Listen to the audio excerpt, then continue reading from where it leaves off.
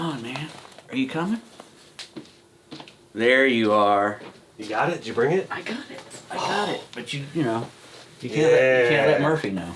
No, I won't tell him a thing. Don't tell him a thing. This is it. This is what's going to get it done. Yeah, maybe you two can stand on each other's shoulders and go fishing one day. Yeah. Yeah.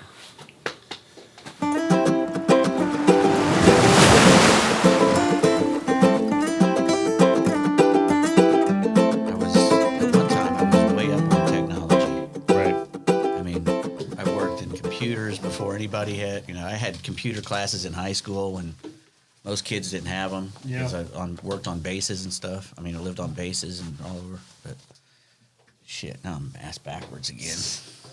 I feel like a fool most of the time. Every day something new's coming out. I feel like a fool. The funny thing is you bring that up, and also pretty much if you can hear the bounce, you're too far.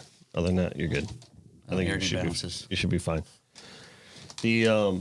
That's the funny thing is with technology, and especially in the creative business, with what we do, I don't really ever have a problem because if we're working digitally, it's usually in Illustrator or Photoshop, and the changes that happen are pretty, they make sense. They're pretty logical. Okay, I see you made a little improvement there. And behind the T, sorry, the pen. Oh, you want the pen? Yeah. That's a universal thank you. Yeah, I was gonna make some autographs for you during one every 5 minutes, Dave. So the changes that happen, they're not really drastic or industry changing, or there isn't a whole heck of a lot of competition for Photoshop. Coming in that they pretty much have cornered that market. Yeah. Of what they do, but other technologies are completely different. This is one of the reasons why I never got into designing web pages. So when I was a young designer coming up, I'd painted fish for a while. When I was a kid, always have my whole life. But to make a living, after I went to art school, and you start trying to figure out, okay, what am I going to do to earn money? Right. So I got into like the commercial. Yeah, right. So what are you going to do to earn money? Yeah, so I got into doing design, and I became an art director. I worked in the music industry for a while. And there was a time where I could have easily taken that avenue, and I studied it and I learned it, how to, doing like HTML coding, like right off the bat. And this was back in like the late 90s. And, I started getting into it, and I quickly realized this technology always changes, like nonstop. And it's going to keep changing, which means I'm going to have to constantly educate myself. That is not me. Yeah. No, I'm like, I just won't do it. You know what I mean? I'll just be like, if I started designing web pages, I'd still be designing them in HTML. That's pretty much what I live. So because I'm not doing it anymore. Yeah. Yeah. So I used to sell animation software and. Like what? Like Macromedia stuff? Animator Pro and 3D Studio. Really? Yeah, back in the mid 80s. Mm-hmm. Yeah, well, actually, mid 90s. It's crazy how software is late 80s. Like, I quit a job where I was making good money selling stuff to go to work at sport fishing. Yeah. Yeah. So, were you always a writer? I read a lot, and so when I wrote stuff, it was usually decent. And I always had. When I started college, I wanted to be a marine biologist. I loved the ocean. I loved the fish. So I loved fish. I wanted to be a marine biologist. And when I started at University of Central Florida, they dropped the marine biology department that year. Mm-hmm. So I just said, well, I'll just go to pre-med and do that. You had lofty goals. Well, yeah, unrealistic. Pre-med. Hugely because I was like the first person to go to college in my family, so I was never prepared to take the SAT or like my kids today. They go to a special class so they can go and get good grades on the SAT, and they've done really, really well. But I never had any. It was just like, okay, you graduate from high school, now what are you going to do? Well, I think I'll go to college, and then that's how it worked out. I was never goal oriented. It just worked out that I liked fish, and I thought, well, I could work with fish. I never thought, hey, boy, those people don't make any money. Yeah. Those marine biologists, you know, there's a lot of marine biologists who are waiting tables, just like actors and writers even.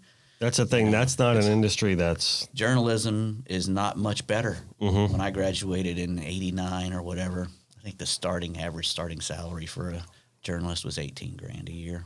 Wow. And when I finally started working at World Publications at that time, I think I started at $18,000, working for 3 different magazines. I was a managing editor of 3 magazines. Wow. And I had just quit a job. What magazines were those? Sport Fishing, Marlin, and Marine Electronics. It was actually for a short time there. I was actually doing 4. There was one called the Rip Line, which was every 2 weeks, which was a tournament magazine that came with your subscription to Marlin Magazine. So it was a little 6 to 8 page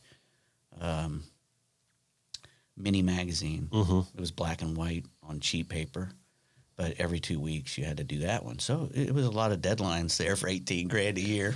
You know, I mean, I when I worked in the music business, I was an art director for an in-house for $1 billion company that was in music distribution. So we had to market to the masses. We were direct in between all the major labels like Universal and Sony and Warner Brothers. We would market directly to all the mom and pop record stores out there, all the big box, and direct to consumer. So we had a weekly and a monthly magazine. So I feel your pain with the deadlines. Oh, yeah. And, you know, the different papers and getting things prepped and, you know, collected for output and getting it all out there. And well, especially when I'd already met my wife about that time, and we were going to get married, and I was working at that CAD development place, selling the software and stuff, and I had just picked up the phone a couple days before and made 25 G's on one sale, you know. Hey, Home Shopping Network wants 10 frame makers and training for 50 people for 2 weeks. You know, boy, loving that. right. And then I quit that job to go to work for $18,000 a year. Just right when I'm getting married, that's, you know, my wife was. That's when you got to do it, though. Well, my wife was a jewel. You know, she knew that that's what I wanted to do. I wanted to work for that sport fishing magazine. That's what I wanted to do. And my first job there was an assistant art director. At sport fishing, yeah. You because I knew all the programs. I knew PageMaker. I knew what's the heck one started with a Q? Quark. I knew Quark. Yeah, that's what we worked in. We worked in Quark Express. Yeah, Quark Express, and I knew how to lay out pages in that. So I had an art director who still did it on the tissue. He'd do a tissue drawing out, ruby lithium red line and blue line and all that. Man. Yeah, and then I would turn it Paste into up. and then I would turn it into a digital page. And that was my first job there. And I said, well, if I sit here long enough, one of these editors will quit. I had no idea that editors usually are like a tick. They don't come out of a magazine. You know, they don't come off unless somebody makes them go. Right. So I just sat there and thought, well, maybe one of these days. And I started writing a lot of the cut lines on the cover, you know, and because the ones that I were getting, I didn't think were any good. and the boss started to take notice and said, yeah, you can start writing these a little bit. And that's how I started inching my way into doing the covers. And by that time, the managing editor quit and went to work somewhere else. And I applied for that job and snuck in the back door. Wow. Yeah. You know, it's funny you talk about, you know, with your wife telling you basically, you know, this is what you want to do. And it's interesting how when you're young, those little decisions can really just springboard you into a whole new avenue of life. Oh, because you look back and you've had such a storied career. And, you know, had it not been for moments like that, oh, it was all, you know, you might be living a different life. But I was so lucky, man. That's what I mean. I mean, you look at everything that you've done in this industry, you know, and it's, at this point, you could say it's, you know, it's a charmed life because you, like you just said, you've seen the world and you've pretty much done everything there is to do. And I didn't have to pay. Right. That was it. Somebody paid me to do it. And I tell people that every time I go to a talk. I said I was just I fell into the most fortunate thing. You know, about 6 months after I started working at Sport Fishing, we bought Marlin Magazine. And they asked me, you know, you want to work for Marlin too? And I said, yeah, man, that sounds great. You know, I didn't know what I was doing. I said, you know, that was 15 deadlines alone.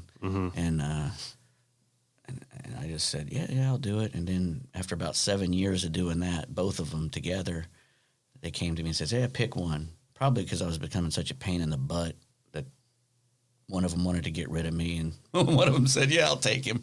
And they put it out to me, hey, you want to do marlin or sport fishing? And I said, I want to do marlin because it's only 6 times a year versus 9. Right. And plus I get to go marlin fishing, so which I was falling in love with, and that's what I wanted to do. And I got to do it. That's awesome. Yeah. Yeah. So I could never, it's an expensive sport. That's the thing. Marlin fishing is very expensive, and I couldn't. It's a rich man's game. Oh, it is. I couldn't afford $1,000 plus a day to go fishing for a day. I can't. My wife would kill me if I did that. But thank goodness there's fellas out there who can and pay a lot more than that. And I've been able to go to some great places with them and experience it with them and make sure they got home safe and made sure they were on the right boats and fishing with the right people. And that's and seeing them catch their first one of anything, is a big deal because it makes it all brand new, Right. It makes it all. It doesn't matter how many times I have to sit and read a story about it, which can get old. If you can get it's out. like here too, painting the fish. Yeah. I got to get out every now and then. Yeah, when you get out in the field and watch another guy catch his first one, that makes it all brand new again for you. It really does for me anyway. We always say that too. It's like every time, ever since I opened the studio, I don't fish nearly as much as I used to. Yeah. But it's like the other day, and when I went out with Paul and the crew of the Fishing for Muscular Dystrophy, you get a sense of renewal in your head, and it really is like a reboot button for me personally, because I can sit here and paint fish all day long and feel like, it's my love and my passion, and say all that kind of stuff till, there's no more room to say it. But if I don't get out every now and then eventually I start noticing that it doesn't become a passion anymore.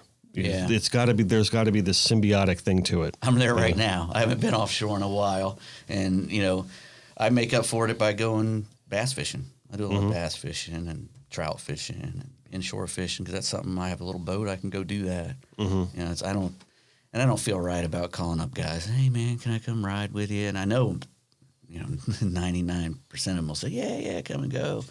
I just, I don't know. Yeah. I've been doing a lot of bass fishing lately, too. Yeah? Because, the kids are now... Well, February's a good month, man. It is. Big fish month. It is. The kids are starting to get, to the age... my son is 6 and my daughter's 9, and now they're being pains in the butts. Like, Saturday, you're home, no work, let's go fishing, go bass fishing. That's good. After work, I'm like... Ride that as long as you can. Mine don't like to go fishing. That's all my son wants to do. Yeah, they don't care about it. He doesn't want to play soccer or football or baseball or anything. We tried that. We got him in a couple leagues, and he's like, no, Dad, I just want to fish. Yeah, I probably yell at him too much or something. Yeah. And they're translucent. I have very white children. They are. You can hold them up to the sun and see their heartbeat. They are very white and redheaded. My 2 boys have red hair, and they're white. And then my little girl, she actually has some skin tone. She has blonde hair. Right. And blue eyes, and just turned 13, and it's a huge pain in the butt. So is your last name, is that Irish? Yes. Yeah, me too. Yeah. Yeah, we got St. Patrick's Day coming up, so. Yes, we do. This is our 1-year anniversary here at the studio, at the new studio, at the Connected by Water proper. We'll turn one. I got my middle son Spencer. He wants to go to Ireland for his graduation. Oh, he does? Yeah, my little girl's named Molly Catherine Ferrell. There you go. And which you can't get more Irish than that, I don't reckon. And my oldest son is Jack Joseph Ferrell. Okay. So there you go. Yeah, I'm like a Sean Hunter Friel and the Siennas. I don't know. My wife wanted to name her Sienna. Man, I was I'm not going to say it. I almost shared too much. You're gonna give a burnt Sienna. It was about another name that I heard just recently. Gotcha. So listen, I haven't actually officially announced her or welcomed you. So welcome to Connected by Water, presented by Joey Carty, Chrysler Dodge Jeep Ram.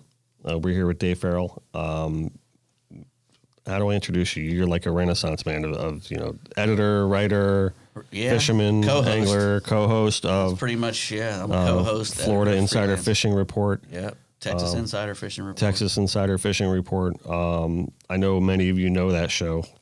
You have to know that show. I mean, everyone knows that show. Been around a long time. Yeah. I can't believe it.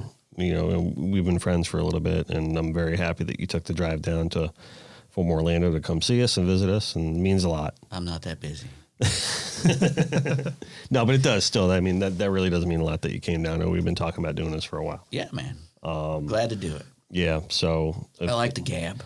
Yeah, me too. I mean, you know what? That's why we started this show. You know, it's like with the lay of the land here, we're not near the water. We're more near the Everglades. Right.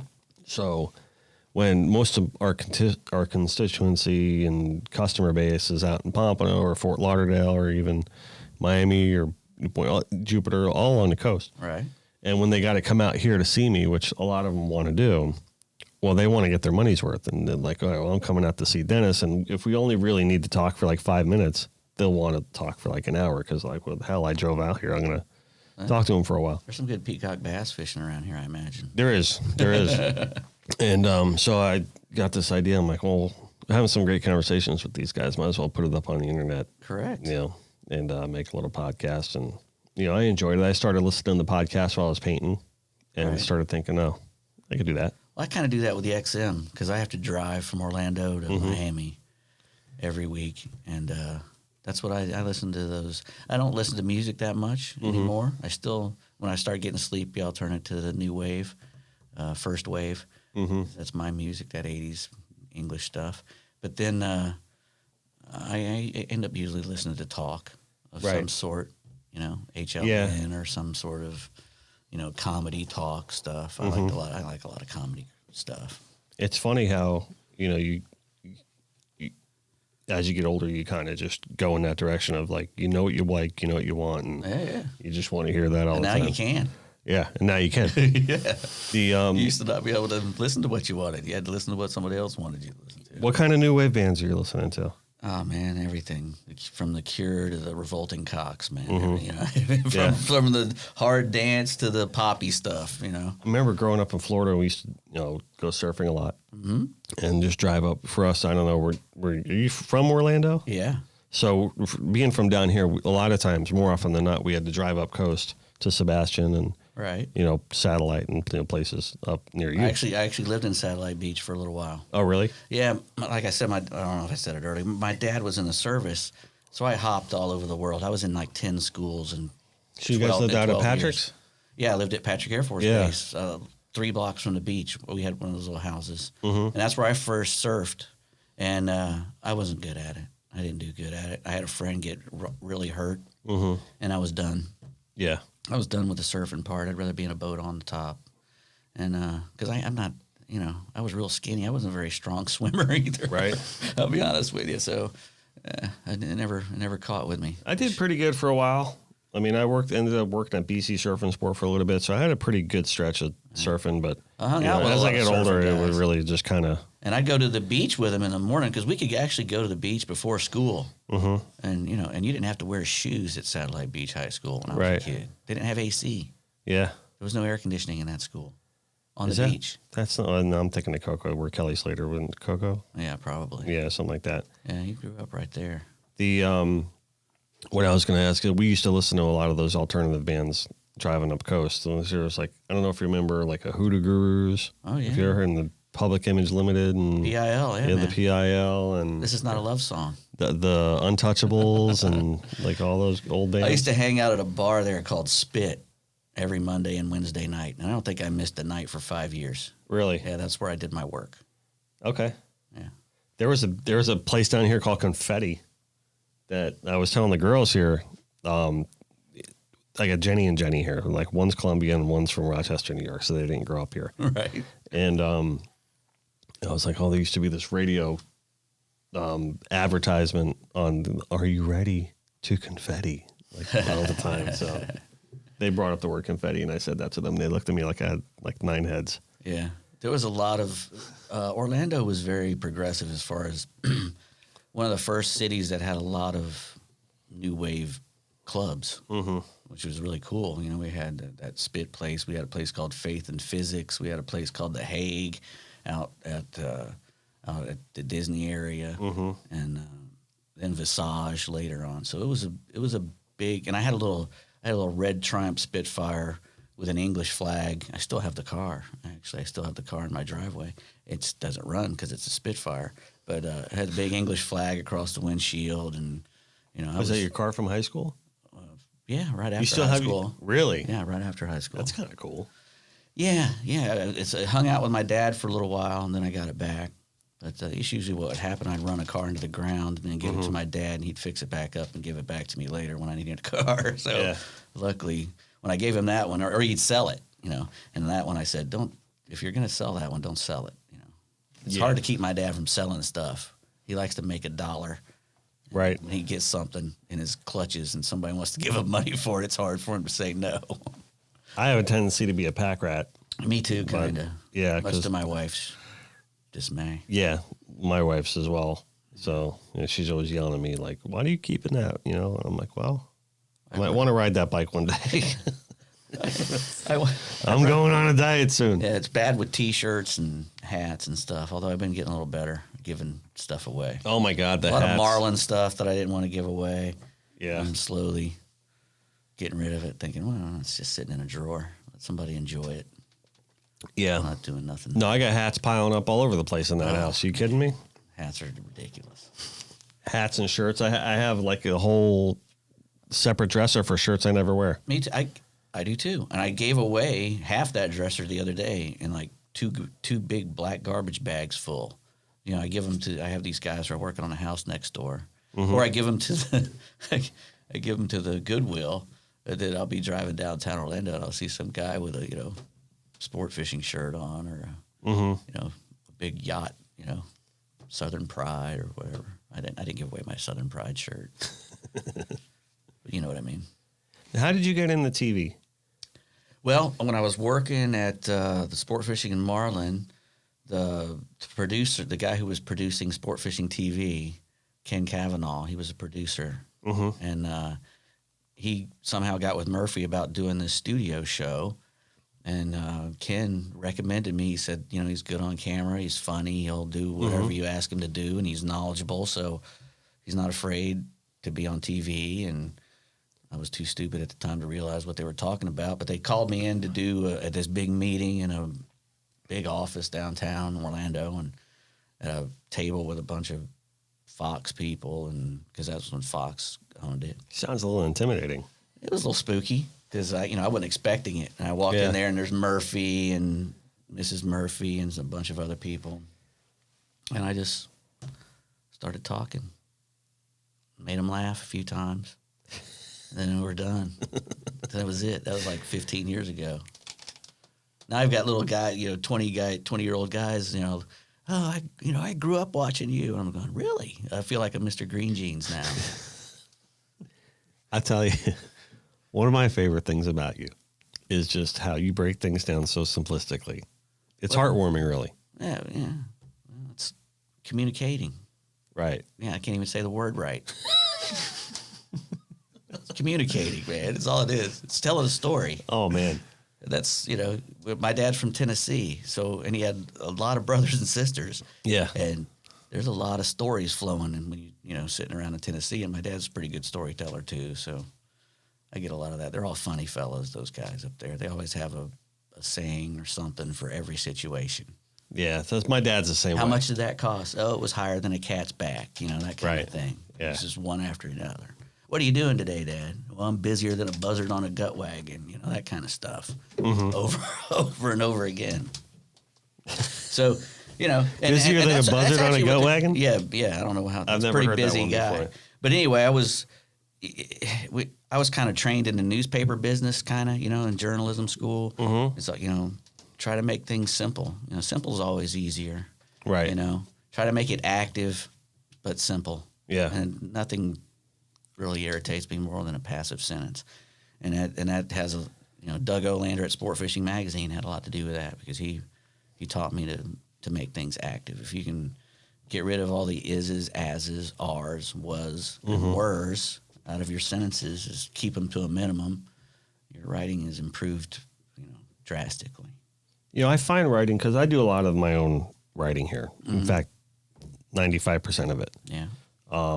So over the years of, just being a businessman, creating a brand, and I've gotten a lot of practice, because I think writing is definitely something I think that you can improve on and hone in and practice. Like kind of like you're saying, you start noticing different patterns in your own writing, Right. to where like I keep doing that too much, or I keep doing that over and over. And to me, it seems like repetitiveness is like probably your worst enemy when it comes to writing. Yeah. Coming up with new stuff, especially about the same subject. Yeah.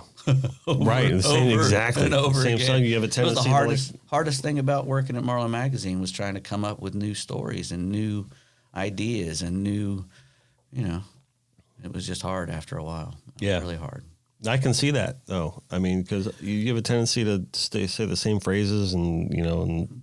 What you have to realize, too, though, is there's a lot of new people seeing it for the first time. Mm-hmm. Just because you remember it doesn't mean that everybody else does. And not only that, there's a high turnover in that. Well, not a high turnover, but there's a good amount of turnover. They're still new guys. It's all fresh to them anyway, Mm-hmm. And that's what you have to realize. I can run another ballyhoo rigging story because there's a ton of new guys now who didn't see the last 10 that I did, So, yeah, no, that's true. And it got a little easier at the end, towards the end, because I realized, hey, there's still a new crop out there who hasn't seen all that stuff. So yeah, we talked a little bit earlier before we came in the room about Sport Fishing Magazine. Yeah, and its recent announcement of its fate. You look at the print world, right, and I see it still as very necessary. Yeah. Because I always like the whole tangible aspect of it. Is as much as we have the fresh news of the hour on Facebook posts and different things like that, which I see a lot of value into that. Obviously, Right. It's not a billion dollar a year industry because no one's looking at it. I just hope that that's not something that's going to follow suit for other publications. I mean, what's your thought on that? Well, I think there's always going to be room for a few, and the tighter your market, the tighter your niche, the better you're going to be off. You're going to be. That's why there's always going to be Marlin's going to be around for a while. I think. Because I think so too. Because and I always told him that I said this thing is going to it's not impervious to the internet, but it's going to last through it because people like to have this in their boat. And you can read this on a long boat ride or, coming in and out fishing every day. It looks good to have on your boat. It's more of owning that magazine versus I'm just reading it. Right. You're a member of a club, and it's so tight to you, what you like to do and so focused on what those guys enjoy doing that I'm going to tell them a secret. They could probably charge $50 a year for it or $100 a year. Those guys spill more than $100 a year in booze. And they'd make a lot more money. No, I agree with you. And you can tell all the advertisers to go away and just live off my $100 subscription from these people if you make a nice magazine for them. Well, that's like what the it comes European down to, model, right? kind of. Yeah, it's the European model. That's what it comes down to, right? The advertising, and where these people are seeing their value because of with the per click things and the way that your ROI and is easier to track online and it's tougher to track in the print world. I guess I can see that, right? But to me, like that printed word is so valuable and so important, historically speaking. Too, because you can change the internet whenever you want. Yeah, that one's done. Isn't it? That's why I don't like to read them after I would do them. Once it's done, man. Don't go read it. Right. That's the worst thing you can do is read that thing after you've let it go. You're going to find 20,000 things that you wanted to change that you didn't change, or a mistake here or there. That was my nightmare. A misspelled word. We actually had one on the cover once when it was on the cover, humiliating. Yeah. Luckily, I had Dave Ritchie was my boss at the time. I wasn't the big boss, so we both were responsible. If it was just been me, I'd have been, I think Dave wrote it, actually, and I agreed with it. I agreed with the misspelling. So, yeah, I had one on the cover once. It's funny you talk about marlin fishing being a rich man's sport and all that. And I was thinking last night, I'm like, what am I going to talk to Dave about? You know, I was going to say, maybe I'll tell him a joke that I'd love to have him take me to Marlin University, but I can only really afford for him to be my Marlin tutor. He can't afford the full university. Exactly. I'd do that. Yeah, it's still going on. It's still going on, the Marlin US. Yeah. It was fun. Yeah. I did that for a long time, too. A long time you did that, right? I was very lucky. I went through a short period where I was hopping jobs. You know, I hopped through quite a few jobs to land at the World Publications, selling software. And I worked at a banking software company, and I was working in the basement printing banking software manuals on a big Xerox machine, using code to code in the type, the font, the margins, you know, just Xerox code, computer crap. And then from there I went to actually I started in a church. I started in a church. Started what in a church? My first real job out of college, I worked at a church, a big church downtown Orlando called First Presbyterian Church. I was the communication specialist. Okay. And it's a big church. So we did a 10-page, you know, an 8 to 10-page, sometimes 12-page little, I forget what they called it. It was a little manual that you have every Sunday morning service. Right. And ours was huge. What do they call that thing? I don't know. I forget what it's called. I can't remember. I know you're talking. I got to go back to church, I guess. But anyway, I had to do that dang thing and every week. And it was, and I was designing the page on the same thing I was working with at UCF, which was a little Macintosh SE 30 or just maybe an SE at that time, a little 9-inch screen, you know, and that's what was laying out this tabloid size deal for the church. I didn't stay at the church very long. I was hanging out with the dudes who were sweeping the floors and stuff, and they really didn't like it. There was a lot of politics there. You know, I grew up, you know, in the church, and then I went to work for that church, and it soured me on churches for a little while. Yeah, there was a lot of politics. Sometimes they say, don't, it's kind of like meeting you don't want to work in a church because you find, you know, I wasn't allowed to edit. There's certain people who, big donors to the church, they would write things in the paper, and I wasn't allowed to edit it at all. I mean, change misspelled words or nothing because they'd go, and that would make me go crazy. Yeah, right. Probably make your skin crawl. I'd get so mad. And but I didn't last there long. Yeah, they say don't ever, I guess, about meeting your heroes or famous people. Like, you're better off keeping them at arm's length than just keeping them that way. Yeah. Because, you know, you actually really meet them and find out who they really are. Maybe I take that all the way down to neighbors. Yeah. The high fences make great neighbors. This is how I like to, hey, man, I just wave, you know, hey. Yeah. And now if a hurricane comes and we got a tree in our house, I'll come over there and help you cut that sucker out. But I don't want to see you every day. I don't want you coming over there and borrowing something, or I borrow something and I break it, and then you hate my guts. And now I got a guy living next to me who hates my guts. I'd much rather have a guy who doesn't care if I live there or not. That's way better than a guy who hates your guts. And before long, everybody's going to hate my guts. I want to do something to piss them off. You know, it's true, though, because you always want to make friends with, like, the neighbor that's, like, around the corner, not the one that's right next to you. Exactly. Yeah. You don't walk to his house. Yeah. Yeah. I just have the barbecue over there. I just hate to have that guy just loathing me next door. There's no telling what he's going to do. He gets liquored up. And tell me some stories, Dave. And I've got something happen. I've got guns in my house, just to let you people know out there who hate me. But I'm that guy who's sleeping naked, and my guns are locked up. See, the truth's coming out. You know, if somebody knocks on my door and my dog starts barking, I'm going to yell at the dog. I'm not going to go investigate what's going on outside. I'll be shot naked walking down my hall. That's the gist of it. With a big bunch of guns in my cabinet, just like most of the people. Yeah. Just like 90% of those guys who say, "Oh, I got to have these guns in my house to protect my house." Yeah, right. You'll get shot naked just like me.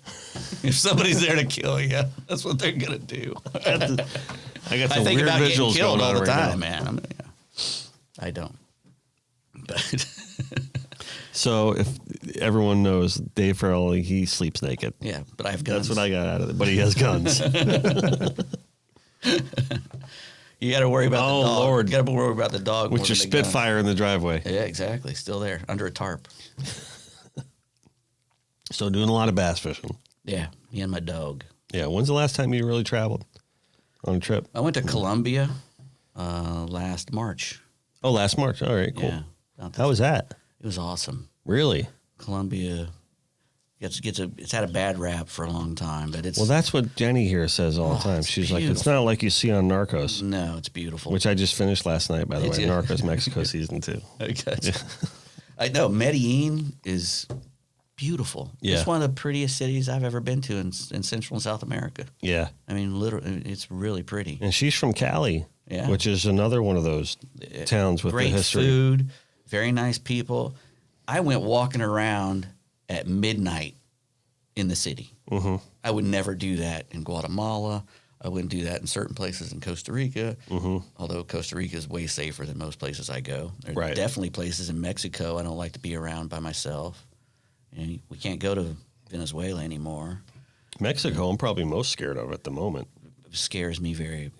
I'm scared of most places outside of Cabo. Cabo's, pretty stable, good place to go. It's very Fort Lauderdaleized. Yeah. Cabo, you want to go fish tournaments and stuff in Cabo, that's a great place to go. I don't feel unsafe too much in Cabo. Yeah. But once you get outside of there, some of those, I wouldn't go driving around Mexico like I would Costa Rica. I've done that. I've gotten in a car, me and my wife, and just head off in Costa Rica with no place to go. Costa Rica, I wouldn't do that in Mexico. Yeah, no, definitely not. We're talking about bringing the kids down to Costa Rica. Yeah, you should. We got a few places to, tons of places to stay down there. You know what I mean? We got a million people always like, when are you coming down? When are you coming down? Yeah. Well, make sure you go see that volcano, the Arenal volcano. It's in the interior there. It's got a big lake you can bass fish in. It's got all kinds of weird cichlids you can catch. Yeah. I almost bought property there once. Me and my wife were thinking about it. And if I go to Costa Rica and I don't bring my son to see that volcano, I'll never hear the end of it because that's really the big. Oh, he wants to see that more than fish. Yeah. You can get fairly close to it. You're probably about 2 miles away, and you can stand at the bottom of that thing and look up and see those boulders coming out of that thing. I mean, as big as a bus. Really, and they're coming out of that, just getting belched out of that thing, and they come rolling down that and crack, and you can watch through a pair of binoculars. It's amazing. Nice. Yeah. Yeah, I think we were just talking about that this past weekend about, where do we want to go? And the kids are like, we want to see the Eiffel Tower. I'm like, we're not going to Paris. Yeah. Sorry. It's fun. Or at least not now. I've been to Paris. Well, I wouldn't bring them there now. At 6 and 9 years old, you bring them to Paris, France. Yeah. I'm not bringing them. I'm like, no. It's like my daughter wants to go when she turns 16. That I can do. Yeah. Yeah. But I love Paris. I've been to Paris several times. But again, I grew up, a lot of my time it was in Germany. I spent like 5 years in Germany. The time I was 7 to 12. And I was about to tell you. That's right. Yeah. My dad was in the service. I forgot about that. Yeah. So I spent a lot of time over there and got to go to some good schools. And so you went to school in Germany? Yeah. They were all American schools. I spoke fairly decent German when I left there, actually. And I can't speak hardly any German now. But I could speak a little, ein bisschen, I had a good accent because when I used to go back and I'd order tickets and stuff or order on a menu, I'd get fired right back. And then I say, no, I was fooling. I'm not really a German. Yeah. And they go, well, your accent's perfect. And I go, well, I picked up a good accent because I started in the 3rd grade. Right. It was 3rd grade all the way through the 6th grade. Actually the 2nd grade. Yeah, 2nd grade through the 6th grade. Yeah. We left there. But my parents were very good. I've never been to Europe. Oh, my parents are very good about, my dad would save up his whole vacation. They get a month a year. And we'd get in a Volkswagen bus and for $2 a day rent it from the Air Force, and we'd take off for a month. We'd go to Switzerland for 2 weeks and do the vacation Bible school, and then take off. Go to France, go to Spain, go to Italy. Sounds lovely, Dave. It was awesome. I went to every museum. It really does sound great. I've seen every Dutch master You've been to the painting. Prado? Huh? You've been to the Prado? I've been, yeah. You've seen Guernica? I don't know what a Guernica is. That's this big Picasso painting, the big black and white long one. They got a whole room for it there. Anyway. In the Netherlands? No, in Spain. The Prado in Spain. You know, I don't really remember many museums in Spain. Most of the art museums that I remember that really struck me were the ones in the Netherlands. Really? Yeah. Or like the Van Gogh stuff and the Rembrandts. Yeah, the Dutch masters. The Dutch masters are phenomenal. You could be standing there looking at some painting, and then there's something, you know, it's like coming off the wall over outside your peripheral vision that'll just bring you to it, and you go, what is that? And it's like glowing. Yep. You know, with no light on it, just regular light, but it looks like it's glowing from within. And you walk up to it and you go, oh, it's a Rembrandt. No wonder this guy's master of light. It's light. That was his thing, was just his ability to control and portray light. Was so I got to go, you know, went to every single church, every big church, every little church, you know, all the Rococos and the, you know, that Germany had, you know, Germans went, they loved their churches and just went, and blew them up. Almost as much as the Italians, sometimes more. You know, and you just got to see a lot of art. And I loved art and the humanities and all that stuff. And that was that's why I became, you know, I got to be the assistant art director at Sport Fishing, because I knew what looked good and I knew what looked bad. And there's some things you can't teach people. That's very true. There's some things you can't teach people. That is very true. And people always ask me, like, oh, want to send my kid to art school, and what would you suggest? And I go, well, you make sure that they have a base and a foundation of this, because if you don't have that, there's nothing to work with. Right. I mean, art can be taught, but you at the very least need that foundation. I'm a horrible artist. I'm horrible at it. I wish I could draw. It was one of those things that I always wanted to do. I took a lot of art in high school. You know, I remember doing little pen and ink. In the 7th grade, I did a Death Star out of pen and ink that was huge, you know. I tried to make it so perfect, and I just sucked. I just really sucked. And it was a big disappointment that I couldn't do it. And I have friends of mine that I would teach. You know, I was pretty good at Illustrator when it first came out. I practiced a lot with it, and I could do all the little bull crap and make layers and whatnot. But I'm still not an artist. But I was teaching artists how to use it, and to watch those guys, once they've figured it out, make things. It was just like, it was very humbling. It was like, dang, I wish I could do that. Yeah, I wish I could do it. It's one of those things like singing. You know, it's just like singing. Yeah. If you know, whether either you can carry that tune, or you can make your voice, your throat sound like that, or you can't. Yeah. You know, I can't sing. You can see it. You know, I've got 3 kids, and you go to all those little art fairs and whatnot, and you can see the one. Okay, this kid knows art. He could do art. You know, you could see it immediately when they're 8, 10 years old, even. Yep. And younger. Yeah, my kids are like that.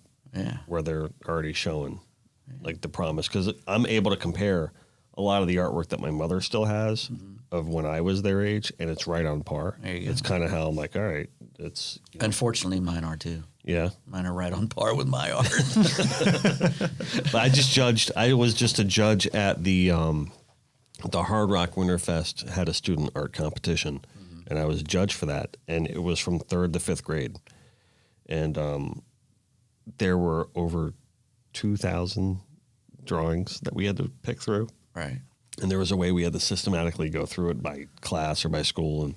But the overall winner, congratulations, Stella Rose. She's a 3rd grader. Nice. Out of the 5th grader. And it was just a phenomenal piece. And I look at it, I'm like, this kid's got a future in art. Yeah. Like, you could already tell. Like, no doubt about it. I mean, just like aesthetically, the way it was drawn, but also cerebrally.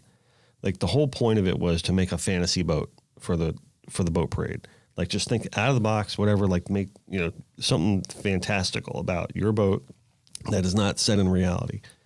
And she drew this paddle wheel boat of hamsters.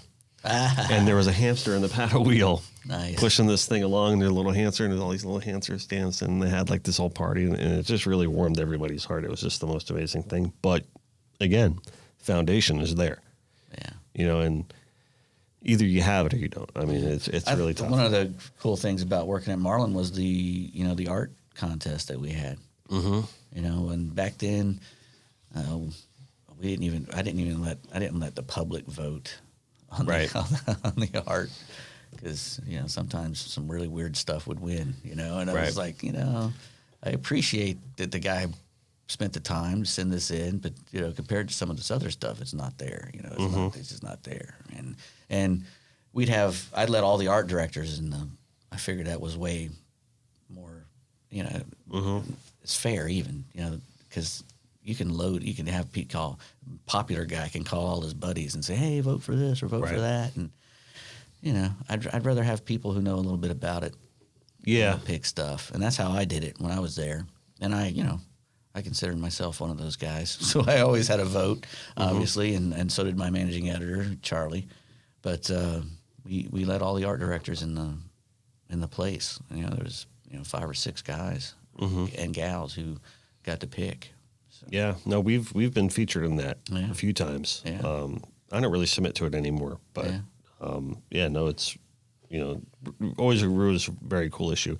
I actually don't think they had one this past year. I don't know. There was talk of getting rid of it a couple of times. I think they actually they skipped it. I this liked year. it. So yeah, no, it was one of the cooler issues. Yeah. I always thought it was one of the cooler issues that they did. Obviously, from my perspective, it was. But I tried to get 1 or 2 sculptures in there every time, and try to get a good mix of, realism and a little surrealism too.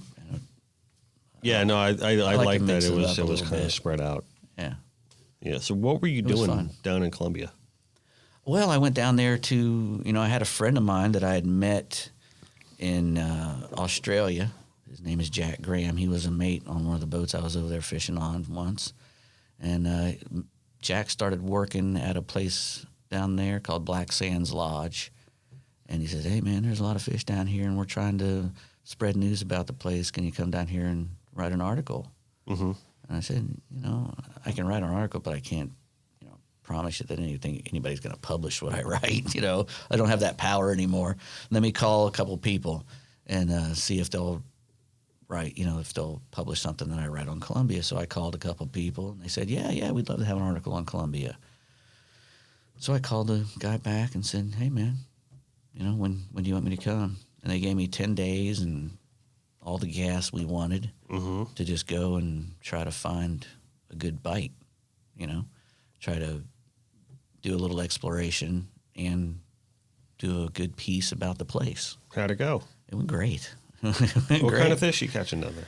Well, there's tunas everywhere there. I mean, you can catch yellowfin tunas, get tired of catching tunas, throw plugs at them. You can troll and catch them. But right. Bop them on the forehead with the plug. Oh, my gosh. There's millions of them out there.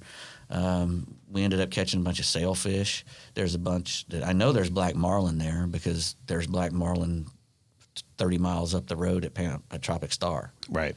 And they have a big reef that actually comes out of the water another 80 to 100 feet. It's like a Zane Grey at the mouth of this bay that comes out of the water. Another, how Zane Grey comes almost to the top. It's a mountain. It's a rock mountain.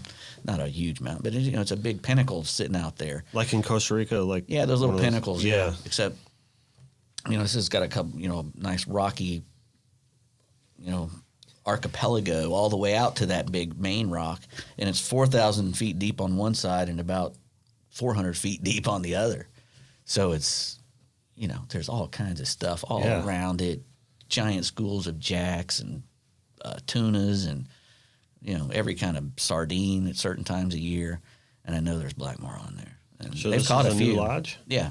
It's a really small place, and holds like 12 dudes maybe tops.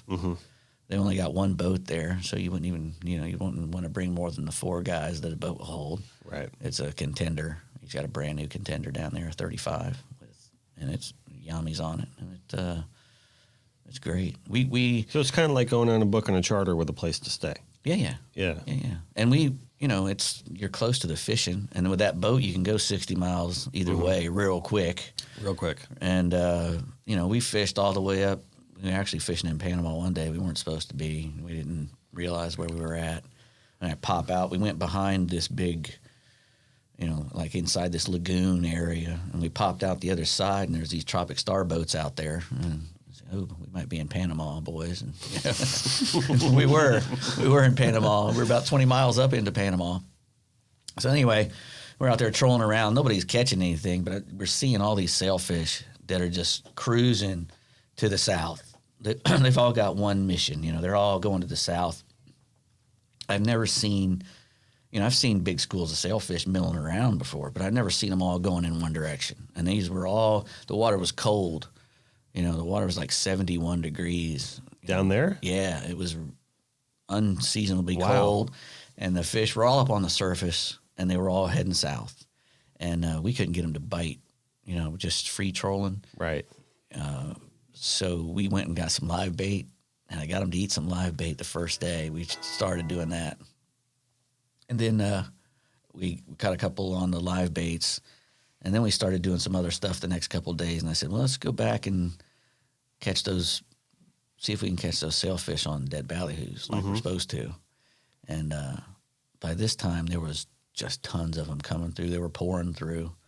And we ended up figuring out that if we pulled those ballyhoos right across their nose, we could get them to eat. I mean, you had to be pretty close, like 10, 15 feet in front of them. And you'd see, big pods of 10, 15, 20 on the surface, sometimes 5 or 7, all moving in one way. And we just pull those baits right and get them right in front of them, and they'd start chewing. Why do you think they were so picky?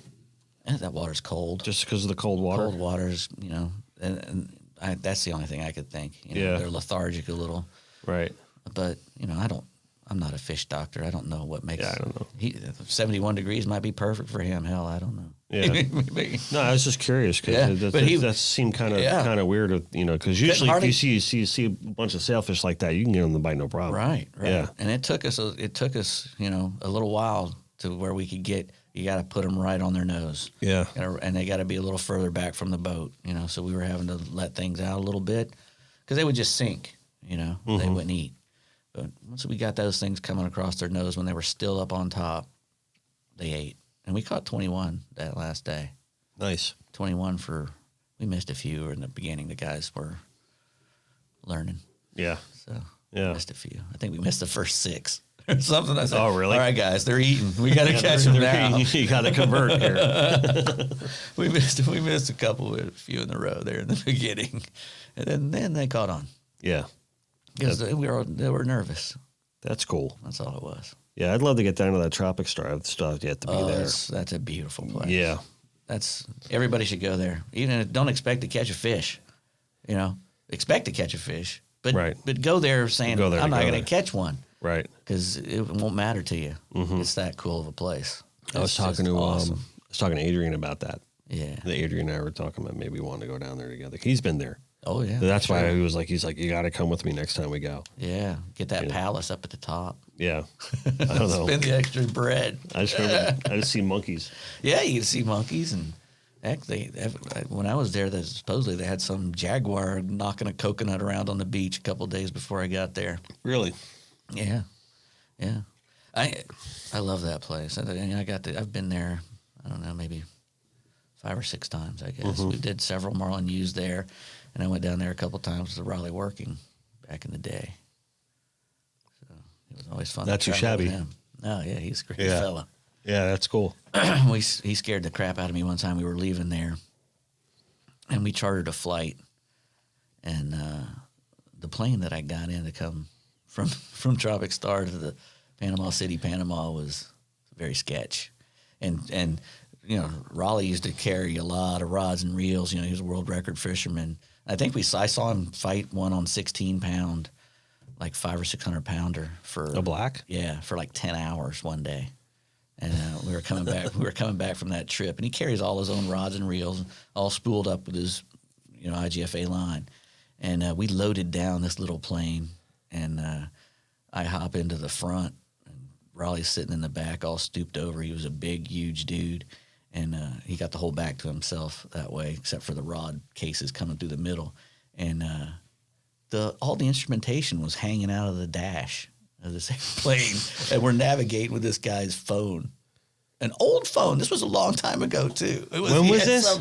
It was a lot. I couldn't tell you exactly what year it was, but it was It was. I don't know if I would have gotten on that plane, Dave. I had no, dude. I've got so many. I've got really 5 or 6 really good airplane scares. It's like you hear stories about Patsy Cline and Buddy Holly and and we fly through in Panama in the Kobe Bryant. It was like in the summertime too. It was August. We were there, because he liked to bring me in there in the off season. So we were coming in there, and we were flying through thunderstorms and stuff in this plane. And I'm going, oh, this is terrible. And one time in Panama, I refused to get on the plane. Right. I actually got on the plane. We were doing a Marlin U at the Perlas Islands. So I flew everybody into Panama City, and then we're going to go get on these 2 planes to go out to the island. Load all the people up in the nice Otter, all the clients, and then me and Walker Holcomb were going to go in this little plane, another little plane. We're following them. It's always the little plane. Oh, man. You're right. So we get into the little plane, and as I'm walking up to it, man, I'm thinking, man, this thing looks old. Looks like the very first Cessna ever made. And I get into it, and it's all chalky. All the plastic is, fuselage really number 1. white, really white and chalky looking, like, stuff that lays around in Florida for too long. It gets cooked. So I'm looking at this thing, and I'm going, oh, man. So we were trying to start it.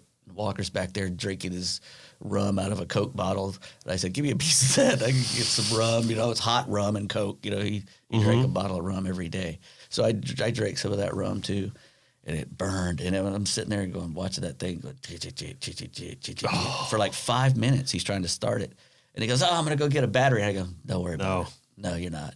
And he goes, yeah, I can go get a battery. I said, I don't care. I'm not flying in this plane. I think you made the right call. You can't start it. I'm not flying in it. So I had to make a call and had to get an emergency plane out. The next day, I spent the night in Panama City, and I got an early flight the next day so I could meet the people and fish with them at Perlas the first day. I had to get up early and get out there. But that's not even the worst one. The worst one, I was actually sitting in a plane with Walker, again in Costa Rica, a Sansa plane, sitting in the, waiting to take off on the dirt runway. Had a little lady pilot and a young man, and they're going through the checklist. A couple of kilos in the hold. I'm smelling smoke. I smell smoke, electrical smoke. And I'm going, and they're still going through their checklist, And I'm looking over their head as they got their heads down, and I see smoke coming out of the cowling. The motor's on. We're getting ready to taxi and take off out over the Pacific. Out over the Pacific. Battery's caught on fire. I said, fire, fuego. No. They lift their head up. Boom. Get out. Yeah, migre. We get out, and pops open the thing. Smoke's come billowing out, and me and Walker look at each other. Man, we were 30 seconds away from taking off. That's what I'm saying. Like, we were going to be over the Pacific Ocean on fire. You guys were lucky that fire happened when it did. Lucky it did. Lucky we caught on fire on the ground. Oh, my God. So then it was we wouldn't have had a podcast today. Cervezas and shrimp, buddy, for 6 hours till another plane came. I was so hammered when I got on the next plane, I didn't care if it crashed. That's what you got to do. Yeah, it was scary. Scary.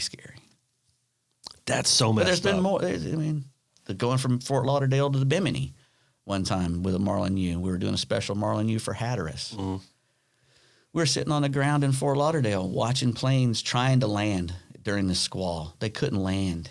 It was so bad. And they take off and went someplace else. The storm comes through the airport, tips over a couple planes, little light aircraft on the field, tips them over. Not people in them, but they were. Right. And after about 20 minutes, the storm goes by. We take off. And I know where we're going. We're going from Lauderdale to Bimini. Well, the storm just passed over Lauderdale on its way to Bimini. Yeah. We're flying through the back of the storm to get to Bimini, to get out in front of the storm. And we flew through the back of that damn thunderstorm. And it was the scariest. I was holding on to Peter B. Wright's hand like he was my mama. And I was holding on, or my daddy, and I was holding on to Barb Lehner's hand, And at one point, the dude flips back the little curtain, Bahamas Air or whatever, which we should never have taken off. He goes, oh, this is about as bad as it ever gets. Yeah, thanks, Gee, thanks. Man. Appreciate that. I thought it was going to get much worse right before we crashed, And we land, and sure enough, we get run out of the place where we landed by water spouts and stuff. We never should have took off. I can't believe to this day that we took off. But they were trying to beat the sunlight. He wanted to get there and get up and out of there before it got dark. And that's, So it was about him, pretty much just like probably what happened with Kobe. Right. You know, they were in a hurry to get somewhere. Don't worry if it's foggy or whatever. We need to get there. That guy didn't have. I heard he didn't have like the certification to fly in the fog. Supposedly he was their best pilot. You know, they made a mistake by taking off in bad weather. Yeah. Which is what we did. We should never have taken off. We should have sat there and waited another hour, or said, "Okay, we got to spend the night here, and we'll go got tomorrow." one life to live here. Exactly. You know, you got to make sure. You can't just be like, "Oh, we'll be fine." I'm the first one to give up. Yeah. Every time. If we're going fishing in a bad place and the weather's nasty and it looks dangerous to me, I'm the first one to say, "Hey, man, what are we doing out here? Is this fun?" Mm-hmm. I'm not having fun. I mean, we have to be catching the hell out of them for me to stay out there when it's unsafe. Yeah. And that's happened before. That's happened once before to me. What's that? Where it was really bad, but we kept fishing because the fishing was so good. Oh, okay. In Australia, once we were fishing in a Marlin U, and the earliest typhoon ever, came, and when we're there, it's in their spring. Mm-hmm. We're usually there in October or November, which is their springtime, and they usually get cyclones or whatever they call their hurricanes, typhoons and whatever. They get those, in the summer like we do. So this one came early, and it was churning around up there on the north of Queensland, right north of where we fish. So it was, 15 feet. Mm-hmm. Was what we were fishing in. Nasty. On those little 45-foot boats. Yeah. But we caught 5 black marlin that day. So we didn't care that much. Yeah. We did boogie out of there after that day. Mm-hmm. And we said, we got to get out of here because got to go south. Yeah, a lot of times when it's, you got to be catching fish. And Venezuela was a place where, you were fishing in big swells a lot. And if there was any wind, it was rough. But the fishing is so good and you didn't care. Cheap gas and great fishing. You'll take a nice beating. that opens up. Yeah, it will be. I can't wait. I mean, hopefully they'll get their stuff straightened out over there. I mean, it's such a phenomenal fishery. It was. If any time people ask me where my favorite place to fish was, it was Venezuela. Yeah, because I'm a numbers kind of guy. I like to see a lot of them. Mm-hmm. And now there's a lot of big fish guys, and if they ask if I can tell it's a big fish guy, I'll say Australia is my favorite place to go fishing because we only catch great big ones there. Mm-hmm. That's a great place to go Monsters catch big there. ones. Yeah, and that's what you're doing. You're trying to catch great big ones because they're there. They're there, and there's actually enough of them there to make it worthwhile to go there. Mm-hmm. Madeira has big blue marlins. I was just going to bring up they have big blue Madeira, marlins, and if you plan a trip a year away from a Madeira, you might as well not even bother, right? Because you don't know when the fish are going to be there. It's a little island out in the middle of nowhere, so its season isn't a season really. It can be that season could be every 3 years, or every 5 years, or every odd year, or whenever those damn little mackerels or whatever show up. Yeah. Then the marlin will follow them because a lot of those big fish places, especially blue marlin, big fish places. Those blues sometimes are traveling they don't all show over the place. Exactly. They're a true pelagic fish. Yeah. You'll catch a black marlin every once in a while in Australia or someplace out in the open water, but black marlin is more of a continental shelf species. Mm-hmm. He doesn't like to stray off into the deep as much as a blue. A blue will just head off and go straight across the damn Atlantic Ocean. Right. Black marlin would be more apt to spend his time around the edge, in shallow water. That's why you catch them in Panama and in Australia. You catch them right on the edge. They grow up inside the reef. Right. The little black marlins there, they eat lobsters and stuff off the bottom, snappers and whatever they can find. And all those marlins and everything, they'll eat whatever is the most that's around.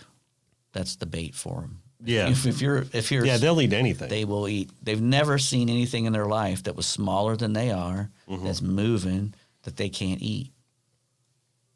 And they want it, and if they're hungry, they'll want to eat it. That's what's great about a blue marlin. Right. He doesn't mess around. When he comes in to eat, you don't miss many of them, You might break a few off, but you don't really miss them, if they're intent on eating, unless you're using a great big bait and the fish isn't that big or something like that. Usually you hook them. Now, that doesn't mean they're going to stay on. But right. You hook them a lot. So that's why, I mean, I love having guys on like you that are just, seasoned, I've seen a lot. Because I didn't grow up a rich man sport, so I don't have a ton of marlin fishing experience. Right. You know what I mean? So I love hearing, just different stories and different avenues and different takes on people who really know what they're talking about. Well, none of the stuff that I know was gained through, hard work and experience. Mm-hmm. Everything I know is stolen because I've fished with all the really good people. Well, that's the thing. I've just been very fortunate. And then Right. it was my job to try to relate what they were doing to some other people who didn't know as much.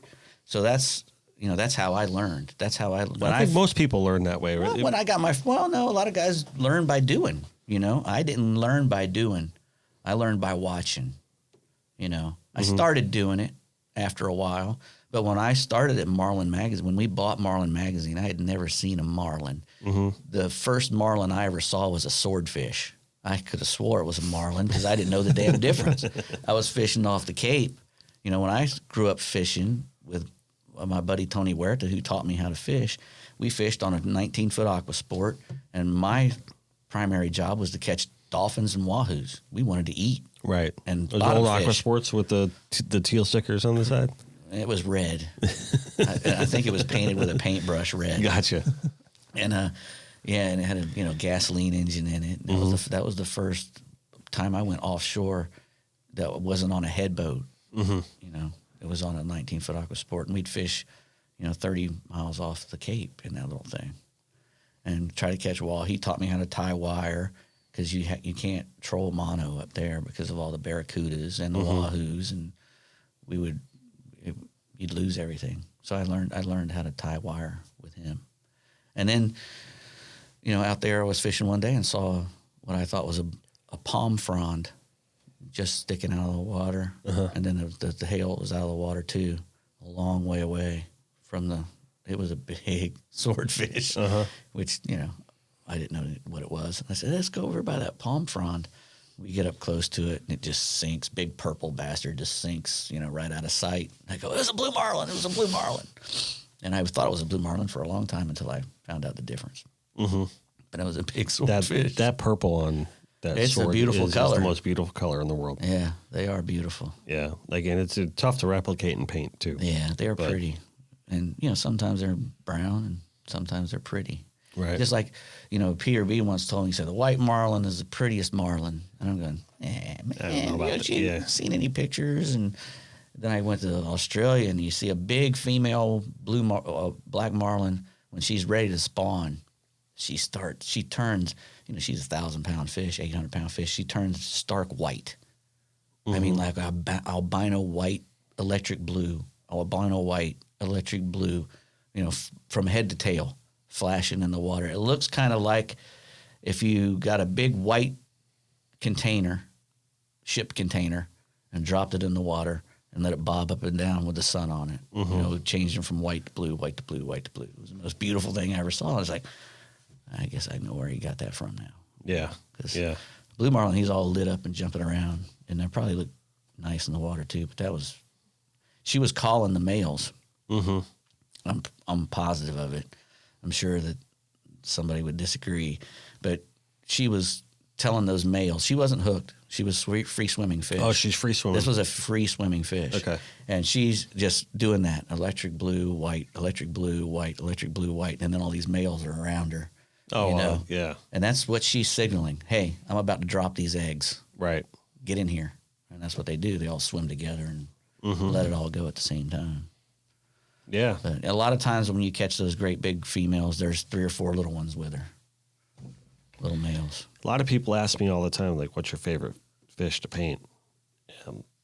I say all of them. Yeah. I mean, it's just like, what's your favorite one to catch? Yeah, right, exactly. Whatever the one I'm fishing, whatever I'm trying to catch that day, Even if I'm not trying to catch it, I mean, if my head's on a bluegill, yeah, you painting that, I'm just as into making that bluegill look phenomenal as I am as the black marlin. Some of those little fish are just jewels. Mm-hmm. And you don't really notice them.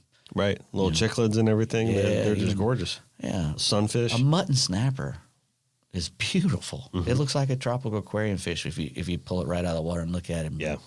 Oh, I love the way a marlin looks. Gorgeous. Yeah, I mean, yeah, you can find really beautiful things in all those little fish and the big ones too. Yeah. Yeah, no doubt about it. Yeah. That was my favorite thing to do was to, take pictures. That's what I wanted to get good pictures. Mm-hmm. You have to have probably a huge portfolio of pictures over the years. Yeah, I've got a bunch, but they're all owned by Bonnier. Oh yeah. Yeah. Yeah. Everyone I took. I guess that is true. Huh? Yeah, everyone I took when I was working there is owned by them. Yeah. I've gotten quite a few since, and some great ones too. I actually went a couple. I haven't even sold them or tried to sell them, but I didn't try hard. I tried to get Marlin to buy a couple, but I'll sell them to somebody else. Mm-hmm. I had somebody else wanting to buy them, but I really wanted them to be in Marlin. There's a couple that I took. I have an 800, 900-pound black jumping right at me with its mouth wide open with, the captain and the mate and everybody doing their job, and it's all in focus, which is really hard to get everything, that depth of field and the action. But I was lucky because he was far enough away. I had a 200-millimeter lens that I could get everything in focus at the proper depth of field there. Yeah. It's when it comes to photography, there's a lot of people don't see that aspect of it to where it's like when moments and time and and your settings are all, everything kind of like lines up and. Yeah. Oh, I've taken a million crappy pictures. You do. A lot of tails, a lot of heads, out of focus, so much stuff out of focus, because of the speed and the light, sometimes the lights, usually we have bright sunlight, right, which is, it was helpful. We can stop things usually, but not all the time. Panama, one place that it's always seems to be gray and dark. Mm-hmm. I can look at a picture of a black marlin and say, no, that was taken in Panama for sure. Just about 90% of the time, and that's not an Australia black. That's a Panama. It has nothing to do with the shape of the fish, or it's just its surroundings. Yeah, and the atmosphere. Yeah, no. Very very seldom do you have bright sunny days in Panama. It seems like every time I'm there, there's always a haze of some sort. Kind of like Guatemala. A lot of haze in Guatemala, and it's better if you've got a good haze. I commented on Brad Phillips' Facebook post the other day. He was out and he had a fish on and he took a little picture. Great day when you can see the volcanoes. And I put a post on there. Usually when you see those volcanoes, you're getting your butt kicked. Mm-hmm. And he goes, yeah, you're right. Luckily it doesn't happen very often. And it's true. It's usually calm there, but I have gotten my butt kicked in Guatemala because if you can see those volcanoes, that means the wind's blowing all that stuff off of them. And it's usually sporty offshore when you can see the volcanoes. You're getting me all jacked up. It makes a good picture. South. I know, you're getting me all jacked up to head down south and go fishing. Take me with you, man. You want to go? I want to go. Where would you choose first? Oh, boy.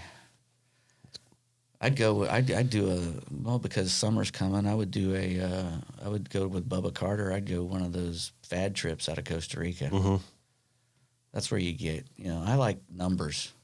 Right. That's, I'm a photographer. Mm-hmm. The more shots I get, the better chance I have of getting a good one. Maybe we can line something up. Yeah, that'd be great. I got a bunch of people have been asking, especially Costa Rica. I got a bunch of people recently been asking me like, hey, when you coming down? When you coming down? You keep saying you're going to come down. I could probably get you a good deal. Yeah. Now the kids say they want to go. Yeah. So yeah, we'll have to work that out. I tell you what, I would take my kids to Costa Rica. I've taken my brother there. I've taken my wife there. My kids have never been out of the country. I've taken them all over the States. But I really would. Another cool place, which, I guess we were saying Mexico gets kind of a bad rap. Mm-hmm. But Isla Mujeres is a cool place to take kids. Yeah. To take kids? Yeah. Really? Believe it or not. Yeah. Why is that? It's just very, you'd have to take a ferry to get out there. It's kind of golf carty and walking and bicycles, They don't even have, the only cars there are taxis. So you don't have to deal with the mainland Mexico problems. You don't have to deal with hardly any problems. Yeah. I've been there 2 or 3 times and just love it. And I said 100 times, I'd take my kids here and let them run around in the shops and the restaurants and everything. It's really cool. Really nice place. I have to consider that for sure. Yeah. But go to Costa Rica first. Yeah. Go see the volcano. I definitely got to take them to Costa Rica, but I want to do one of those fad trips. And then I was talking to, Drew Thompson, Rods by Drew. Yeah. Yeah, we were talking about doing a family trip down there too. Yeah, do like a Capos thing maybe. But Capos is nice. Yeah. That place has come a long way. I've never even been there, but I fished out of there once. I remember in the Marina Pez Vela. But it's nice. I mean, they were kind of really just. It was when the whole under construction thing was. Right. It was right in the middle of that when I was there. Right. So I haven't seen it finish. Dan does that big tournament out of there, that IGFA tournament. Yeah, it was because of his relationship. Skip's running the hooker out of there now too. The hooker, the tournament. No, or Skip's just a running boat? the hooker boat out of that marina now too. There's some fads down there too. Yep. There was Yeah, they're fishing them all the time. Yeah, there was a fellow named Mark Horn, I think it was his name, who put a bunch of those in early down there, and he would even before I heard about the ones off Los Sueños, and he would call me and say, "Hey man, we caught 5 blue marlins and had 10 bites or something." I'm going, "Who is this guy? That's like Cape Verde blue marlin numbers." And he'd call me again, a couple of weeks later. "Yeah, we raised 22 and caught 11. And I'm going, "Wow." And finally, I called him back, and he told me the whole story about how he had a sugar daddy a long time ago who wanted to try it, and they put one out there like 60 miles, and once it got bait on it, it got covered up. Yep. Yeah, I hear that thing's going off. Yeah. Yeah. And there's no better blue marlin fishing in the world right now than those fads. Right. I mean, you're fad fishing, but it's about, so what? Is it about 60 or like 90 miles out? It's out. Yeah, it's right? a good ways. I think we started at 80. Okay. And then went out to 100 and something, 110. Yeah. I don't know. I was deathly ill. The only time I got to do that, I was so sick. I had 3 guys, one guy from England who had never been offshore fishing really in his life other than for cod and stuff like that, and then 2 other fellows who had never seen a blue marlin, and I think we caught 28 3 days, which was amazing. Had something like 39 bites, something like that. Wow, and you were sick? Oh, I was sick as a dog. What happened? I was going to die. I had some turned to flu or something. Yeah. And I had a respiratory illness, and I slept in the salon on the floor, and the air conditioner was blowing right out of the vent on my face, and I had to take showers under a hose, which was cold, and man, it got bad. Wow. I'm hawking up big chunks of white shit and almost puking. And when we got back to the dock, I said, "Bubba, you got to take me to the doctor, man." In Costa Rica, I said, "Take me to the doctor. I'm dying." And he goes, "Nah, we're not taking you anywhere. We're going to call them, and they're going to come to you."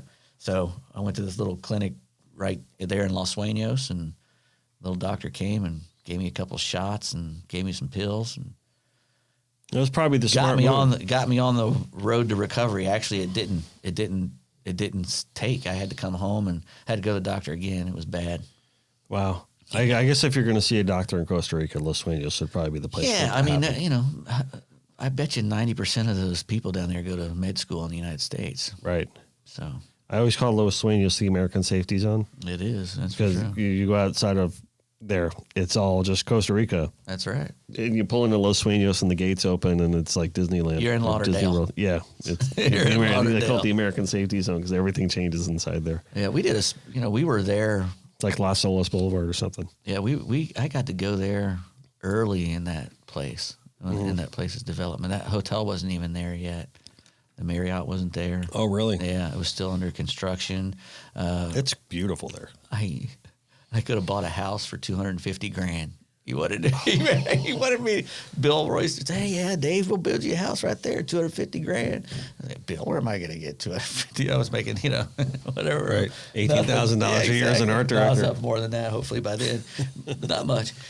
But yeah, no, you couldn't touch a house there for $1 million now. I wouldn't doubt. Yeah, now that's prime. Condos are prime millions. real estate. Yeah. Well, most of those guys they're pretty much they buy them and then they'll just rent them out to people taking there's trips a bunch down of there. fellas that live there, though, too. Yeah. People are living there full time, I guess. Yeah. It's a great place. Yeah, it's really something special. It's very nice. Yeah, it's very, very, one of the nicer places I've ever been. I took my wife there. Did you? Yeah. She enjoyed it, I bet. Very much so. But I always did a lot of my Marlin News. We started doing them there towards the end because we had a big trade out with the magazine. Mm-hmm. And I couldn't not take advantage of that big advertising trade out. You know, it took away a lot of the cost, you know. But before we got that big trade deal, I did them in Guanamar, which is a little bit north, probably about 50 miles if you took about a boat up to the north. Mm-hmm. It's where Joan Vernon has her house up there. Okay. In Playa Samara, and they have a Hotel Guanamar right there, which is very secluded and private and a great place to take 12 dudes who just want to do whatever they want, you know. Right. And the fishing was really good then there because there's a lot more structure up around that corner, that Cabo Blanco. If you go north of that Cabo Blanco, it gets really structured. A lot of canyons and marlin holding places, you know. Mm-hmm. So we'd catch a lot of marlins up there and a lot of sailfish. And that's where we actually did the very first Marlin University was in Guanamar. And then every time we did Costa Rica was always in Guanamar until the last 4 or 5 years. And we started doing them down in Los Sueños. So you're mostly on Los Sueños now for the most part? I think that's where they only do them, yeah. I don't have anything to do with it anymore. No, I mean you in general. Just whenever you go to Costa, you pretty much the Los Sueños thing. Yeah, pretty much, yeah. Yeah, that's the spot. I'd go there or Capos. Yeah. Although now Tamarindo, they're starting to build a marina there.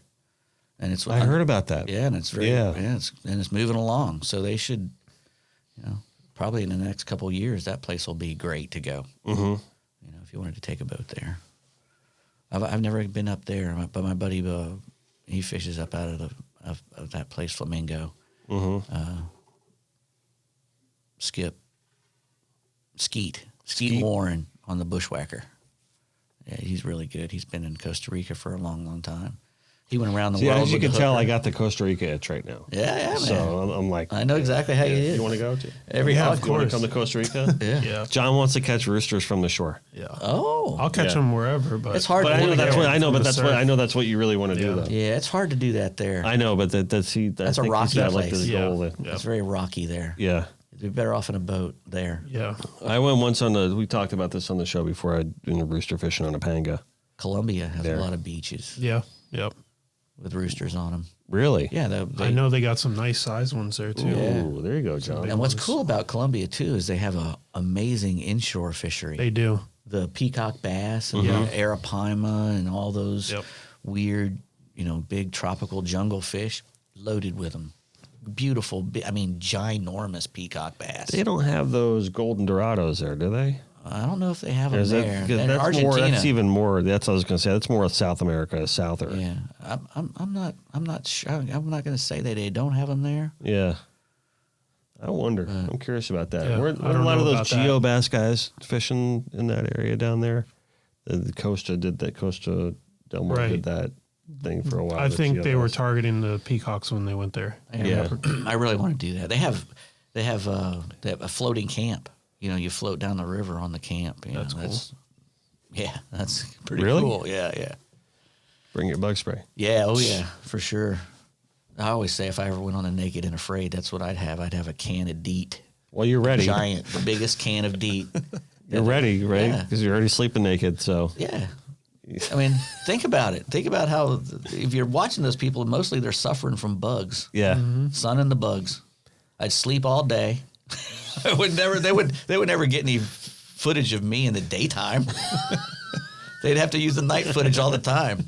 I'm only up at night. I'm like these animals, man. I'm not going to walk around. I swear to you have guns. Yeah, exactly. Naked with the gun. My DEET. You know what? It'd probably be more effective in my hands, a can of DEET, than my gun. I'd probably end up shooting myself. Probably do that with the DEET. Take it right in my own face. Oh, the damn nozzle's backwards. But I love that stuff. DEET is, no, it's better living through chemicals. It's one of the better. There would be no Florida. There would be no Florida without DEET. You got a bunch of guys crying about how we're spraying now. We're spraying all the we're spraying all the water weeds, and we're spraying for mosquitoes. We're killing everything. We couldn't live here if they didn't spray for mosquitoes. This place was covered in malaria and yellow fever and all those things when before they started spraying and getting That's rid the of these reason things. why. And you couldn't build here because everything was sand, right?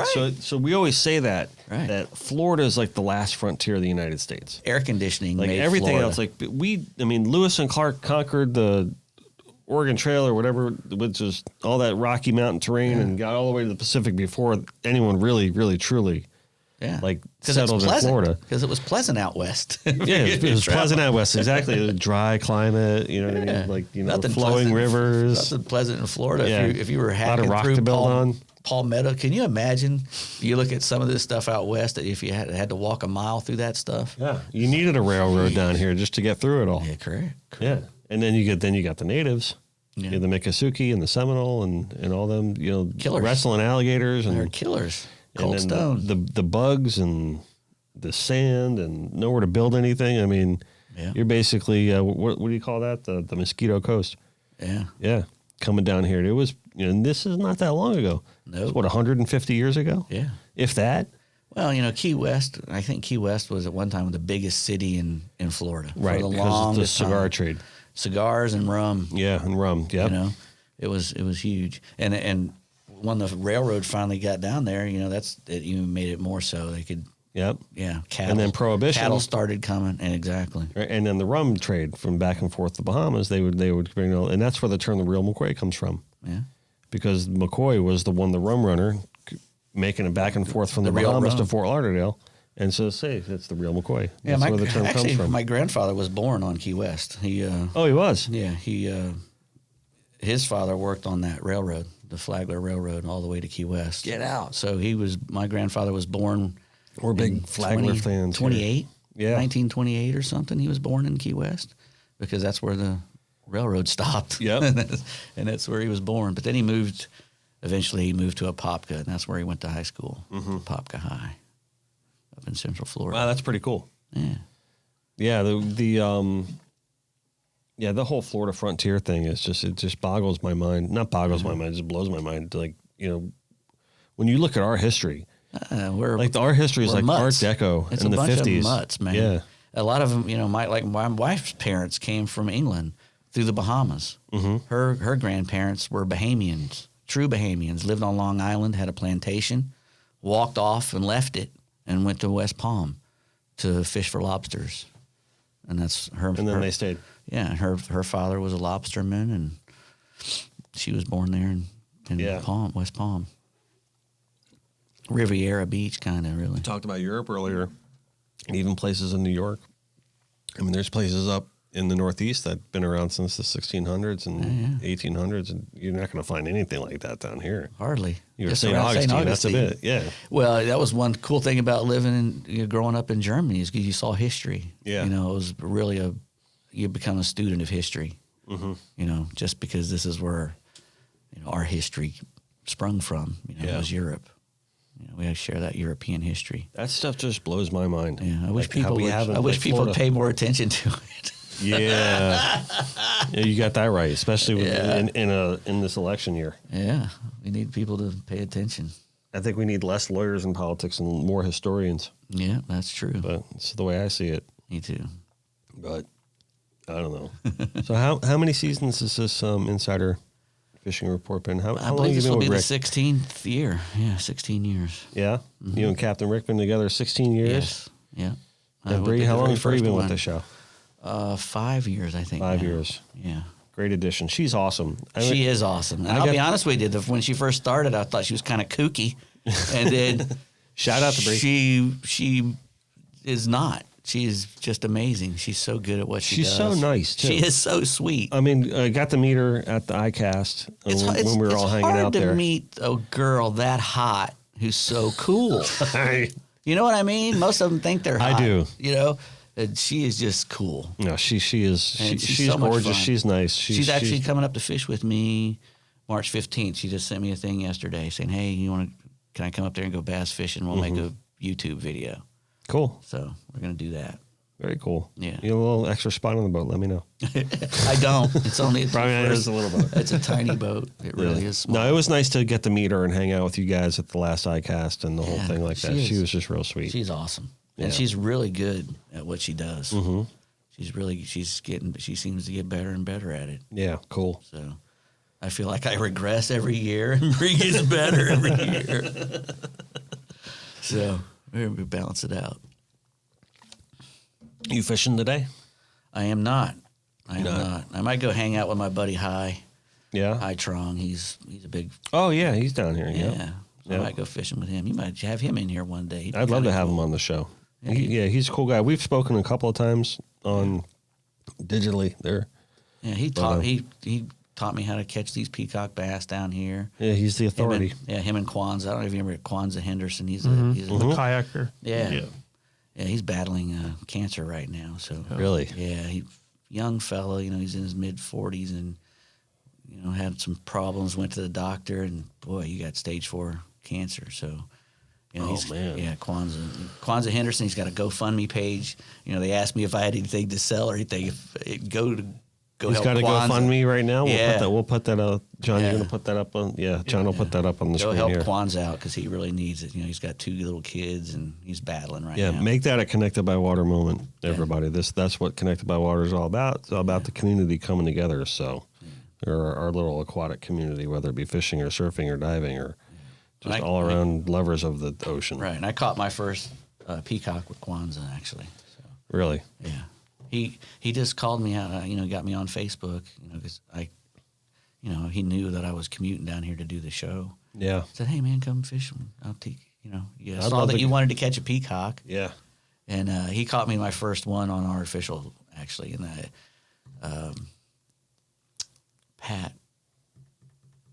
Who's that photographer? Pat Ford? Pat Ford. Good Lord. Yeah, Pat Ford. He actually caught me my first one because the lake he lives on is loaded with them. Oh, is it? So he said, I'll buy you 12 shiners and you'll catch 12. And he was right. I think I caught 15 on 12 shiners because I used a couple dead ones twice, But yeah, he actually I caught my first one with him, but Kwanzaa, I caught my first artificial one. So this is really the first one. Yeah. In my opinion. I'd love to go fishing with you today, man, but I got a guitar to paint. Well, I think I'm just going to go eat chili dogs or something. With Hi. We'll go find some good Vietnamese food or something. Right on. We like to eat good food. Well, everyone check out. I want to thank you for coming in today. Like, it really means no worries. a lot. We're done already? Well, we can keep going if you want. Where are we at right now? We're at 1:31. 1:31. You want to go more than an hour and a half? We can. I don't care. Right. I still, if you want to ask me some questions, I still got a lot of stuff. What's the biggest peacock bass you've ever caught? It was probably about 4 pounds, I guess. Yeah. It's not. I love it catching wasn't those a monster. peacocks. I haven't caught a monster yet. I haven't caught a peacock in a while because most of the fishing I've been doing recently has just been kind of like elementary style with the kids, just kind of teaching them. I caught an 8-pound bass just 3 to 4 days ago, right before that cold front. They were really right at your house, Lake Toho, West Lake, Kissimmee. It's a big. Right now, the big bass are chewing. It's post spawn or pre spawn or I don't know what kind of spawning action they're doing, but the big ones are eating right now. Mm-hmm. And I think I only caught 5. I missed quite a few because I had double headers, and I was by myself. So I'd have 2 shiners go down at the same time, and I'd be trying to fight this one and put it down, and I ended up losing. I think I caught 5 with my dozen shiners. The smallest one was 5 pounds, and the rest of them were between 5 and 8. And we were supposed to go bass fishing this weekend with Jose Carbonell. Yeah, he works at Merit Boat, and he does a lot of stuff for FFO, Freedom Fighter Outdoors, which we do a lot of work with here at the studio. But his outboard blew up. So I don't think that show's going to take the kids out to Lake Ida and, do the clown knife and the peacock and that's everything one like that. I wanted to catch that sucker too. Yeah. So I was kind of hoping to catch a clown this weekend, but I don't think it's going to happen now. Yeah. So I got to call him up, see if he got his new motor yet, but I'm not hopeful that he's going to get that thing bolted on and take us fishing. It doesn't take much to get him on there. Yeah. Well, getting it's the hard part. Getting it. That's what I mean. I'm not sure what it is. I know he fished a tournament this weekend. You usually find a guy to put it on there for you. I see. That's the one place I've never fished in was Lake Okeechobee, And being a Florida fella, I've never fished Lake Okeechobee either. I think I've only seen it once. I've been gator hunting there, but I haven't caught a fish there. I think I've only seen it once, and that was right at dusk. And I'm not really sure if it was it or a canal. Right. I was driving by all these levees. You got that outer rim. I was trying to dodge a hurricane one time coming back from Miami to Orlando, and I was trying to dodge the traffic that was all piled up on the turnpike going north. Yeah. So I went the back way. And that's the crappiest thing about hurricanes, especially if you're in South Florida. If you need to get out, it's pretty much one way in, one way out. You know, there are a couple ways in, but not really. When the entire population of South Florida, which is like between Dade and Broward, we got about 5 million people. It's a lot down of people here, something like that. It's a lot. Yeah, and then you count the Keys and everyone trying to get out of there. It gets pretty congested for three roads out. Yeah, you Turnpike 95 and. If you want to head west to go to 75, that's about it. But when I went up the back way, eventually when I got up to Kissimmee and had to get on the turnpike again, I ran into a big mess. Yeah. But it turned out to be a 5-hour trip versus a 3.5-hour trip, which isn't too bad because I know some people who told me that they sat in traffic on that night, like all night, trying to get north to get out of here. See, I can't do it. I've never evacuated a hurricane. Yeah. The only one time I considered it was, what was it? Was it Matthew that ran through the Keys, the one that kind of went through Key West and really Irma. Irma got me. Irma was the one. Irma got my neighbor. 3 years ago, was it now? Like two. And ran through the Keys and then really hit like Naples and Fort Myers and everything like that. Yeah. That came through as like a 5. Yeah, that thing knocked down 2 trees and through my neighbor's house all the way to the floor. Yeah. His house is still being fixed. It's almost done, but it's still being fixed to this day. He hasn't moved back in. Really? He still hasn't moved back in. No. He was a single guy, and the insurance started to screw with him about how much they were going to pay him. And he says, man, I don't care. I will stay in this hotel and charge you. Yeah, I'm in no hurry. You can't. Yeah. I got somebody washing my clothes and take care of stuff. You can't hurt me. You'll be sued. And eventually they had to finally cave and build him his whole new house. Good for him. Yeah, because it was crazy. Literally 2 enormous oak trees went all the way through his roof into the floor, and then it rained. For 3 days afterwards. Right. And he's been paying an insurance company all these years. They hate insurance companies. And then they wanted to not pay him for it. They wanted to give him like 30 grand or something. Right. And, his roof's going to cost 10. And it was crazy. I can't stand insurance companies because they pull that kind of shit all the time. Listen. I pay, if you're you paying, pay. Yeah, exactly. That's the deal, right? So, I'm sorry, but I didn't cut that tree down that fell on my roof and put the hole in, so pay. Because that's the deal. I live in the house that my grandfather built, and you live there now? Yeah, so that's kind of cool. Yeah, so I know it's not going to fall down. He was an iron worker. There's enough rebar in the walls that it's not going to ever fall down. But I do live under 2 giant oak trees. It'll never blow down, but those oak trees could go right through the roof. So every hurricane, I leave the house. I don't leave Central Florida.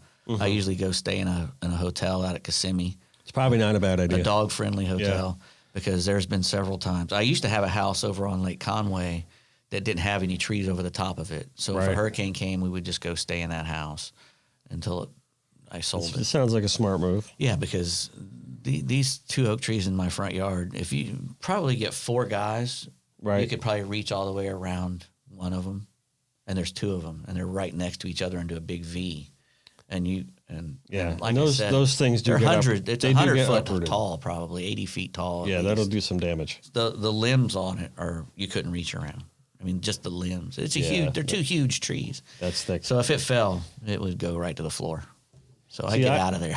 I don't have that no evacuation policy for any reason of pride. Yeah. I have it because I just don't want to deal with it. Exactly. I'd rather just tough it out and deal with the consequences. And if there's fallout and clean up and low power, and that's a heck of a lot worse than trying to get back into town when you can't get back. Yeah, Charlie messed us up pretty good. A lot of times you can't get back. Yeah, I went to the other house. That's my issue with it. Yeah, I went to the other house, and I lived probably a mile and a half, maybe, from the other house. Yeah, Charlie ripped through you guys. It was sat on us. I remember that. Well, it didn't set. Was it summer 2004? Something like that. I think because there's 2004 and 2005. We had two like bad three years. in a row in one year. Charlie and Francis, and there was one other one, Hugo or something. Yeah, we had three of them come through there, and but Charlie was the worst. It was 110 something sustained, but it took me almost 6 hours to drive from that mile and a half after the Charlie went through, because I had a chainsaw in the back of my truck,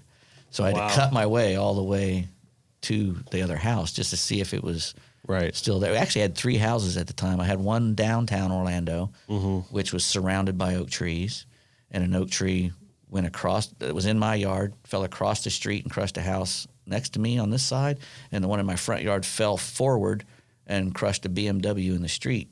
And my house sat in the middle and did nothing. And the Spitfire was just sitting there, pristine. I was actually running then. But I've been very fortunate. I did have the Hurricane David when I was a kid at Patrick. Mm-hmm. We actually got booted out of our housing because that was a historic big paper one way back tree. when. Big paper tree came into our kitchen. Really? And, we were forced to leave. So my wife and I have a story about Hurricane Wilma, which came in 2005. She had just moved down to New Jersey, I think it was in 2003, and then all of a sudden she gets hit with, in 2004, we got a hurricane every weekend. Yeah. Like the whole state. Like there was like, I mean, it was like, and people forget, it was like, it didn't happen during the week. Everyone got to go to work all week, and then hurricane for the weekend, hurricane for the weekend. Yeah. And it was to a point where if it was a Category 1, we still went out at night. We'll go out to dinner. It's only a 1, but because it's like you had to get out of the house. It was like the year was crazy. And 2005 wasn't as bad. I mean, it was bad, but it wasn't as bad.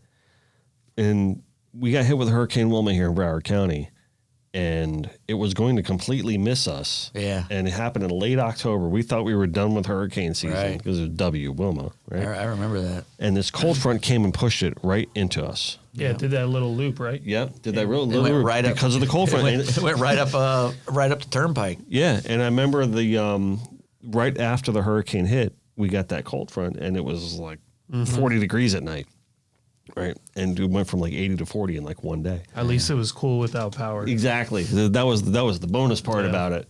But it was supposed to hit us as a 1, so no one was really worried about it. And I had just started dating my wife then, and she's from New Jersey, so I'm like, I'll be your hero. I'll bring over a bottle of wine, a 6-pack, some candles. You know what I mean? Try to whatever. Thought I knew what I was doing. I'm like, don't worry about it. I'll protect you. So this thing starts really coming in. I'm like, man, this is not a 1. It can't be a 1.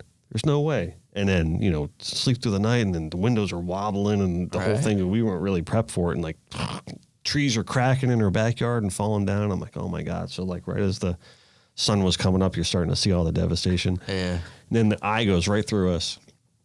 And we went outside and we go, oh, cool, this is awesome. We were actually in the eye. So if no one's ever been in the eye of a hurricane, it's actually really a cool thing. It is neat. That's one bad thing I was about to say when you were talking about this is I feel really guilty because I dig being in those storms. Yeah. I kind of like it. I kind of get and it's horrible because of all the people who've lost their houses. I apologize. And if you've lost family members or whatever, I hate that. And it's horrible. But there's something thrilling if you're prepared for it. Yeah, if it's you're a ready. cool thing to go through. Something thrilling about being in seeing nature work its magic. It's full devastation. But at the same time, I'm terrified of tornadoes. Terrified of. Well, you know what? Because we grew up with does hurricanes. A lot of the damage in those hurricanes. Yep. Yes, is absolutely. Those tornadoes. You don't realize that. But those things scare me to death. Yep. That the finger can just come down and because I grew up a part of my time. I went from Wiesbaden, Germany. Our next station was Montgomery, Alabama. Mm-hmm. So it was like getting hit in the face with a culture shovel. Yeah. From rural Alabama, I lived north of Montgomery. I didn't even live in the city. I lived out like 30 minutes north in a place called Millbrook, Prattville, Alabama, a really small town. Okay. And but was that along the coast? No, like it's a Mobile town? Or? No, it's north of Montgomery. Montgomery's in the middle, and it's a little bit north of that. So it's out in the middle of the country. But it was it was tornado. It was a big tornado out that way too. There's everything. Yeah. It was farmy but a lot of cotton and stuff. Yeah. But the tornadoes were bad there, and they scared me to death. They really did, because you could see, the I'll take a devastation. hurricane over any of that. Yeah, stuff. me too. Because you give me 5 days notice, I'm good. Well, it's just not, The tornadoes we just pop up. had 42 Earthquakes people just pop killed up. here with a tornado. Yeah. Like 10 years ago, pretty much like this month. Mm-hmm. Didn't they have one bad one that just ran Was through it St. just- Augustine? Didn't they? Just like a couple months ago? I don't know. I had some friends up there that they woke up in the morning. They were posting on Facebook, "We survived. We're okay." I'm like, "Surviving okay from what?" And apparently, like a That's the bad thing about tornadoes, man. You never know when or where that thing's Yeah, going there to will reach something down happen and in the middle of the wipe night. you off. yeah. Like rubbing you out. Tornadoes, earthquakes, and like landslides. Like you can have it. I've never experienced an earthquake, thank goodness. No, me neither. But you just can't imagine. Like all of a Supposedly sudden, you're Florida sitting has there- earthquakes. Every state in the union has earthquakes. Yeah, we're on a fault. Yeah, but we just don't feel them. Yeah, it's not like Yeah, not like some of the other ones. we're on a big Swiss cheese, actually. I watched that Drain the Ocean. And I love that You stuff. see that show? Isn't that cool? I love it.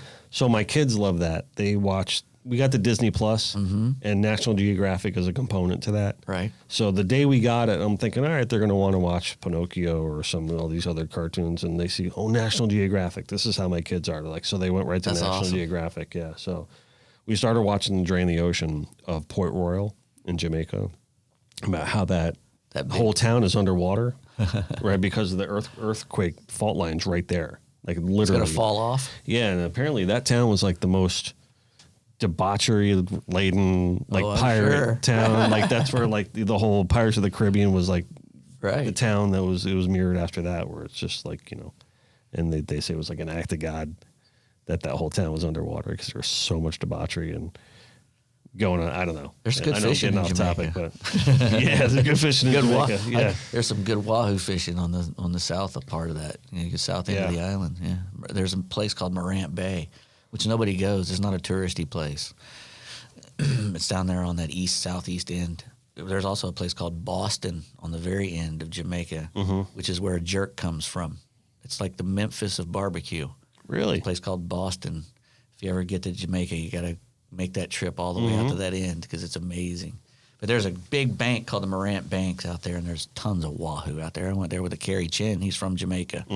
And we went down there once to do an article on the wahoo fishing, and I think we caught 50 one day. Wow. They were like 35 to 60 pounds. It was awesome. Yeah. It was awesome. And it's really cool. I like that National Geographic because when I was a kid, my dad, I didn't like riding the bus to school, and my dad got up early. So he would drive me to school and drop me at the library. And the library always used to open like an hour before school started. So I'd go sit in the library and I'd pluck off those bound National Geographic volumes, the big, they'd have every, all the ones for Yeah, we used to 3 or collect 4 them. years. We used to collect them as a family. So I'd sit there, and that's what I do every morning for an hour is I read through those National Geographics from the beginning to the end of the bound volumes. And I went through, I don't know, a lot. Yeah. I went through quite a few of them. And there for a while, it was pretty rough to beat me in a Trivial Pursuit or any of those kind of. Oh, yeah? Yeah. I knew a lot about all kinds of Geography. inconsequential information. Useless knowledge. Yeah, exactly. Yeah. Tons of stuff. Yeah, but And my dad was on fun. Jeopardy. Oh, really? The old Jeopardy, though.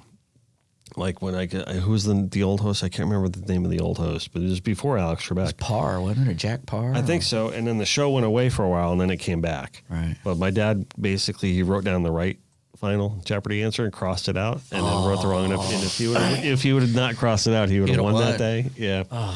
But I remember. See, that's why I wouldn't want to go on that show. I'd do something like that right at the end. Yeah. I'd have a huge lead, and then get subject is marlin fishing. Oh, Yeah. and miss Did you ever see that episode of Cheers? miss it. You ever see that episode of Cheers when Yes. Cliff Clavin? Yes. That was like my favorite. That's exactly episode. why I wouldn't want to do it. And he was cleaning the house. They had stamps was a category, and like things all about postal. Beer was a category. And he was just cleaning the house, and he had like $50,000, and everyone else had nothing. And Alex Trebek was like, "Well, unless Cliff did something stupid here. And he ended up betting it all and getting it wrong. Yeah, that's exactly me. And the person won with like $1. I don't know. Yeah. Jeopardy. I'd love to go on Jeopardy, though. I would, too. I'd do pretty good on trivia. Yeah. Like, okay, but I'm not like, James or Ken Jennings level. It's but all the new stuff that would get me. An opera. I wouldn't. If there was an opera category, that would sink me. Well, what category always messes me up? Authors. Authors kind of messes me up. Yeah. I mean, because, I don't know.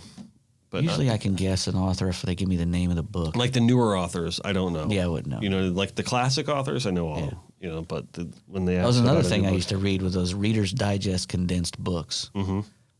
For some reason, you could get them, at bookstores and stuff. They'd have these Reader's Digest condensed big bound volumes sold from libraries for like 50 cents a piece. Mm-hmm. And my parents made sure I had a huge diet of those things because they had stories from every, fiction, nonfiction, all kinds of stuff in them.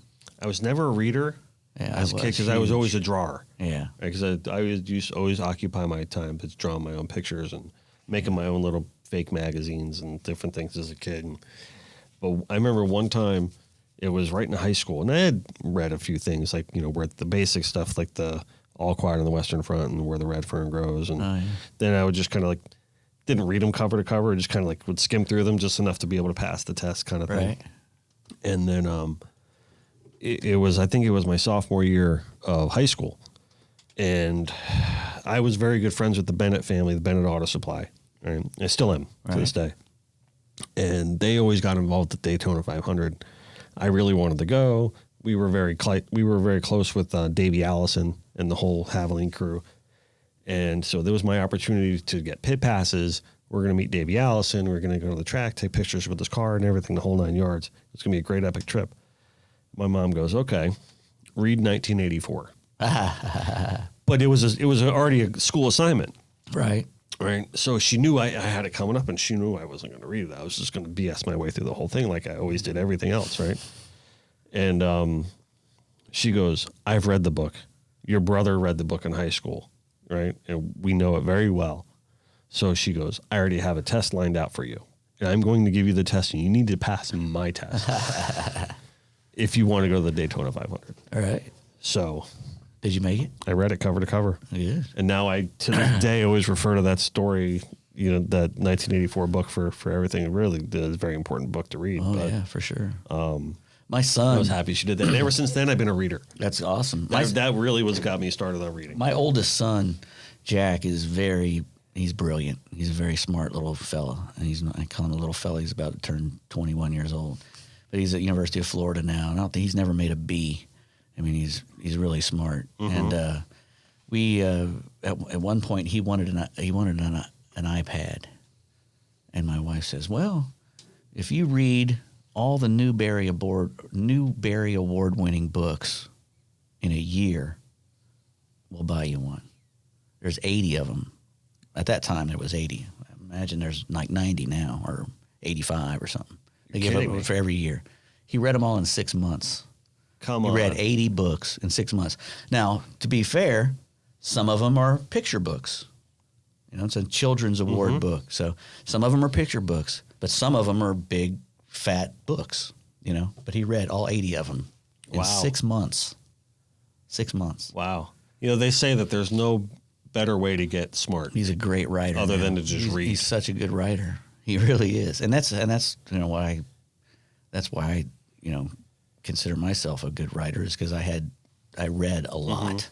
Mm-hmm. I remember, every time I got in the car, we did a lot of those car trips, like I said, through Europe and whatnot. Every time I was in the car, I had a book. Mm-hmm. I remember buying 20,000 Leagues Under the Sea on the ferry that was going from the Netherlands to England, and reading it on the ferry and getting seasick as hell, but not being able to stop reading that book. Right. Because it was, 20,000 Leagues Under the Sea. It was an awesome book. Wow. But I remember getting sick, and then thinking, boy, I'm never going on any boats anymore. Right.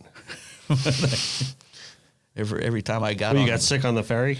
Yeah, Yeah, big boats. I'm telling you, boats. there's no worse feeling in the world than seasickness. No, the very first time I went offshore. I don't know if you've ever gotten seasick before. No, it's horrible. It's not good. I wouldn't wish it on anybody. I get it. I'm telling you right now, right? I never used to get seasick, right? Occasionally, maybe as a kid, a couple of times I'd have like a touch of it. You know what I mean? If it was like a bad day and you're like marathon, you're like 25 miles out and you're just like, oh shit, I'll never get back to shore. And I feel like crap. I'm like, get a little sick, whatever. It's happened. But then, you fish more, and I didn't get seasick for years. And one morning I went out, it was a tournament day, a sailfish tournament. And it must have been about 10 years ago, or maybe 7 years ago, something like that. And my Grundon's on, and it wasn't really that bad out. It was like, 2 to 4, 3 to 5, maybe occasionally, something like that.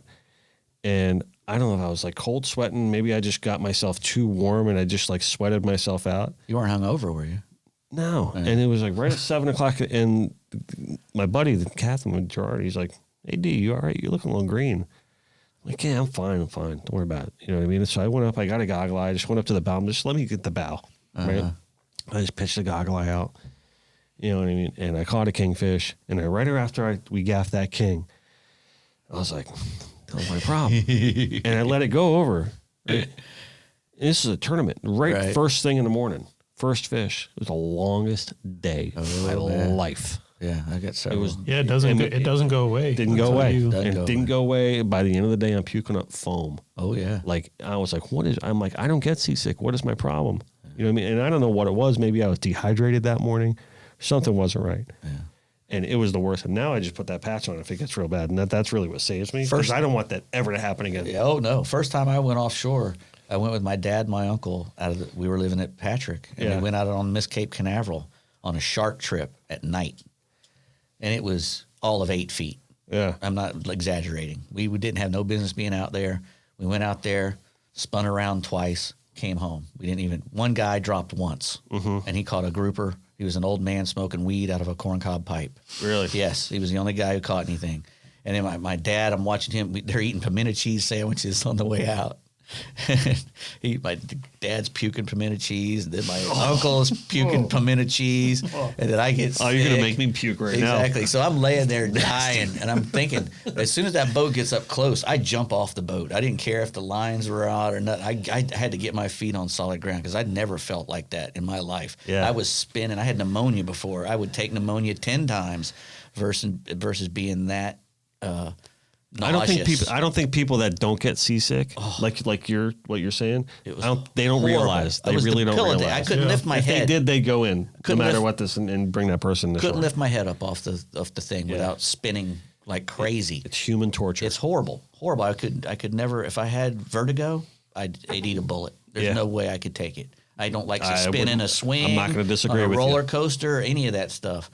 And that was horrible. And the only time I've ever been seasick after that, really, was if I got on a boat hungover. And I don't do that anymore. Yeah. I don't get on a boat hungover. I think dehydration has a lot to do with it. I don't have a big night and get on a boat. Yeah. No, and I tell all the Marlin U students, I know you guys are on vacation. I know you guys really want to go and have a good time and drink some beers and liquor and whatever.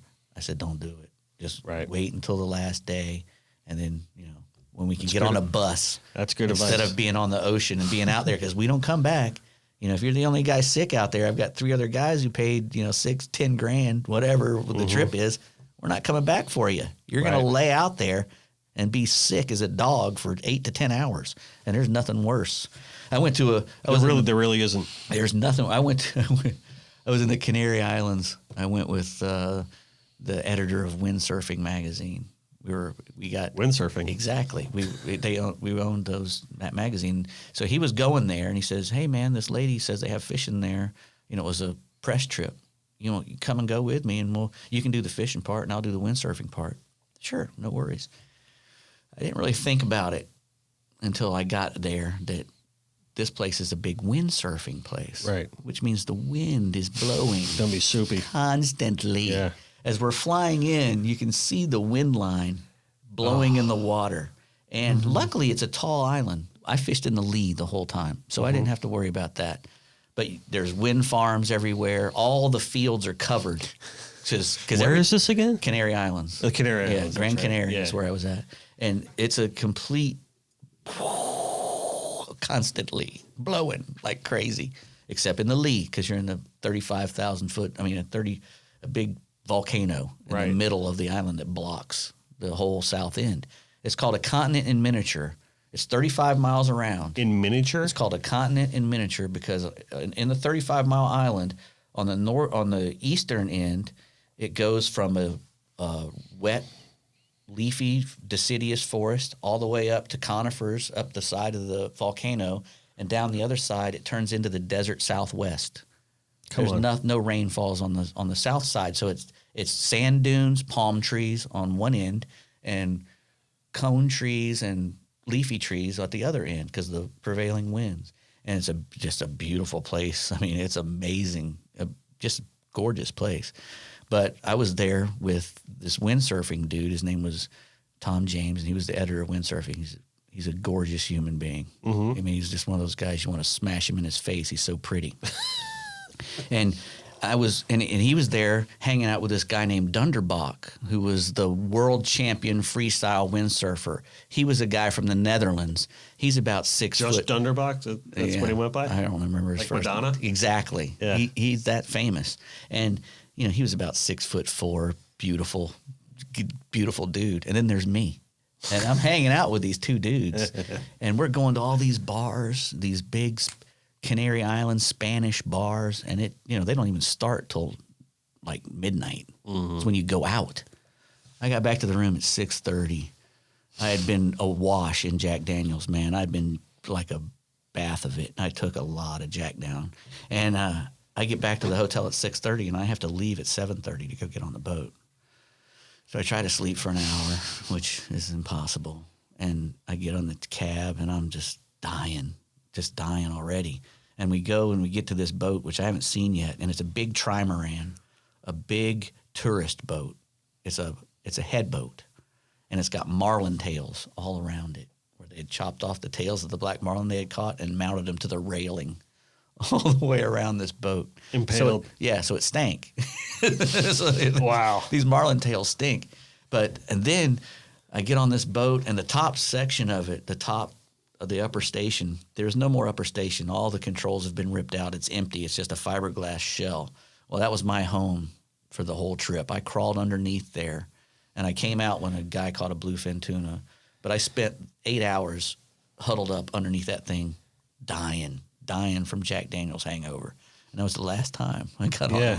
They did catch a big bluefin tuna that day, about 150 pounds. But you didn't care. I didn't care. I took a few pictures. But the what really got me, and I didn't throw up, which is usually I'm a puker, man. I'll puke like that just to get it over with and get done, and I'll drink more. You're better off. Drink more and then puke again. You're better off just to let it out. Bad puker. And but what really got me is as I'm on there, I'm noticing they're loading all these white people, these incredibly Norwegian, Finnish, the see-through kind, Northern Europeans climbing on this boat, all of them carrying beer. And they started drinking that beer, man. And that sun's beating down on them. It was pretty hot. And they had an anchor, so they're anchored up in this swell, and they're all drinking beer. And it became a complete and total barfarama. Just like it was something, which is amazing that I didn't get sick. But I just found it so funny that I couldn't get sick. I wish I would have. I'm telling you, I have to do an illustration of that moment. Oh, I'm imagining the marlin tails and the Norwegians and the Jack Daniels. Yeah, Vikings. There were a bunch of Vikings, and they were talking. If you ever meet those people, they're all very proud of their Viking heritage. They mention it a lot. I would think they mention that a lot, especially when it comes to drinking. Mm-hmm. But they didn't do it well. They didn't do well on that trip. That was a bad trip. They're out there trying to catch. They advertise wolffish, these big manta rays, and not mantas, but all kinds of weird rays that they're trying to catch on the bottom there. They eat everything. It was crazy. Is there any place you have not been? Yeah, there's quite a few. Really? I'd like to go to Seychelles and a lot of the Orient. 'Cause I was I'd going to like ask go you there. like some bucket list items, but I'm like, man, what think that? This Thailand. guy's been like everywhere. Thailand. My sister's going to Thailand I next would year. love to go to Thailand. I love Thai food. I'm going to have to give I'd have you to take my wife. I can't go to Thailand to all those Thai girls there. There's no way I could. Yeah. I'm bringing my wife to Thailand. I think that's a smart It's hard move. enough I have to go to Colombia and those other places. It's good to have your wife with you. Colombia. Oh, my goodness. That place is ridiculous. Venezuela. I'm going to have to give you a Stronger Beautiful Together women shirt there. before you leave. Remind me to give you a Stronger Together shirt before you leave, because Be that's awesome. the thing. We just, we're getting pictures sent to us from all over the world now because we sold so many of those damn shirts for the hurricane relief, like thousands of them. I know. And then now people are taking, whenever they travel, they wear it. And so it's just like people sending me them from Ireland and, all over Japan. Someone sent me That's one from awesome. Japan and things like that. So it's kind of cool. Yeah. In fact, recently my sister was in Ireland and she went there and someone ran up to her. Says, "Hey, I know that shirt." I'm like, "Oh, that's so cool." It is cool. Yeah. So I'll have to give you one because we'll have to get some shots from Thailand. All right, if I ever make it. Yeah. That would be great. Singapore, I hear, is awesome. I had a fellow, one of Michael Tan, I think was his name. He came from Singapore, and he came to one of my Marlin U's, and he's always sending me pictures of the big sales they catch there. And Right. I've always wanted to go there. I hear it's a really cool place. Yeah. I got a good buddy of mine, one of my best friends. He lives in the Philippines. Yeah. And he's lived there since shortly after 9/11. And he was always trying to talk us into going over there. But he always says that he's more of a diver. Right. And not really so, but he says like the diving over there is just off the charts. Yeah, that's what they say about Thailand, too. Yeah. And, they catch a few little black marlins there, I think, and a lot of sailfish. So, We're in Thailand? yeah. Really? Phuket, yeah. I had Fly Tomorrow on recently, and he was talking about doing some sail fishing He's over there now, isn't In he? Saudi. in And then Saudi. he was going. He's I in can't Asia right remember. now, so He's Yeah. in Asia. Yeah, he wanted me to go on that trip with him, and I'm like, yeah. You I'm have like, to pay your own way? yeah, I got to pay Yeah. my own way and stay in Japan for 3 weeks with Fly. It's gonna be. It would be fun. It'd be probably the end of my expensive. marriage It'd be too. expensive, but you have, like I said, you gotta, Drain my bank account, not see my family for 3 weeks. Yeah, Yeah. my wife would love that. My wife's been to some cool places. I took her to Costa Rica. I took her to Venezuela back in the day. She used to work the tournaments there for Gibson when I'd go there, and in Bermuda. She's been in Bermuda. Right. She actually would work the tournaments there when we put those on. I never took her to Cabo, but Yeah. Now the kids are a little older. We're gonna start doing a little bit more traveling. Yeah. It's always tough when the kids are like oh man, 1, 2, 3 it's years horrible. old. You can't do anything. Yeah, it gets too expensive once they get older than that. Yeah. That's the only reason I haven't flown my kids around everywhere is I ain't got the money. Right. Yeah. Yeah. Passports and stuff are expensive too. I don't know have passports for them. I think my kids are more excited about getting passports than actually doing the traveling. Yeah, But that's a neat little book, man. Sean was like, "Daddy, let me see your passport." I remember when I got mine when I was little. Yeah. Coming from Germany. I mean, from the States to Germany, and I remember I have had a passport my whole life. Yeah. It's weird. A lot of people don't get them. Mm-hmm. It's Right. amazing how many people never have one in the United States, which is rare because in most countries, especially European countries, everybody has a passport. Everybody travels abroad. Yeah, I guess you kind of, that's Europe is like the States, right? Yeah. You're pretty much going from one country to another Yep. all the time. Yeah. But you never really have to show your passport Right. anymore. Not anymore. I remember when I was a kid, when you were going from one country to the other, they usually stop you and you had to look at your passport. But I actually went to Berlin, when all that stuff was still working, Oh, really? Saw the wall and all that back when I was a kid. Wow. Yeah. You'll have a different opinion about walls once you see them. Right. Those things are, Right. It was a huge moment in my life when you see the wall keeping those people in there. Yeah, that was the weird thing with Russia when they swept in after World War II, and they really claimed that territory. Well, we gave them all that. We gave them enough. Nobody suffered in the war more than Russia. That's one thing you don't. No, that's true. A lot of people don't know that. That's but true. Russia lost 10 million people or something ridiculous, tell and you, 6 man. million of them starved to death. That's the biggest mistake. That was the biggest mistake to me. The turning point in the whole entire war. Yeah. It wasn't really the storming of the beaches. It was Hitler trying to take Russia. Yeah. Well, it was not only that, but if he would have gone right straight to Moscow, he would have. Yeah, but instead he wanted Stalingrad because it was Stalingrad, the name of it, Stalingrad. If I could take the town that's named after you. Yeah. But he diverted his path and really put his soldiers in a really bad spot. Then the winter came and those guys were all holed up. If he would have hit Moscow before that winter came, then there would have been a completely different story over there. Yeah. But a lot more people would be speaking German. Yeah, Russia had so many people, so who's to say it would actually really have happened like long term? But that would have definitely have a different effect on the war. I don't think anybody's ever managed to take Russia in the winter. No, I think it's probably one of the more impossible things to ever do. Yeah, you ignore history to your peril. Mm-hmm. Yeah, that's exactly it. We're talking about less lawyers, more historians. Yeah. That's what we need. Yeah, but I don't know. Wars, it's so pointless. But yeah, the what happened with Germany, it was really kind of like, I can't say sad. Yeah, because they brought it on themselves. Yeah, you brought exactly. They brought it on themselves, but the long term effect, what that East Berlin scenario did, that wall coming down was a good thing. Oh yeah, yeah, for sure, because it's not like, it's almost like this whole place was imprisoned. Yeah, well, it wasn't Germany. It wasn't like the other way around where it's like you think about walls differently.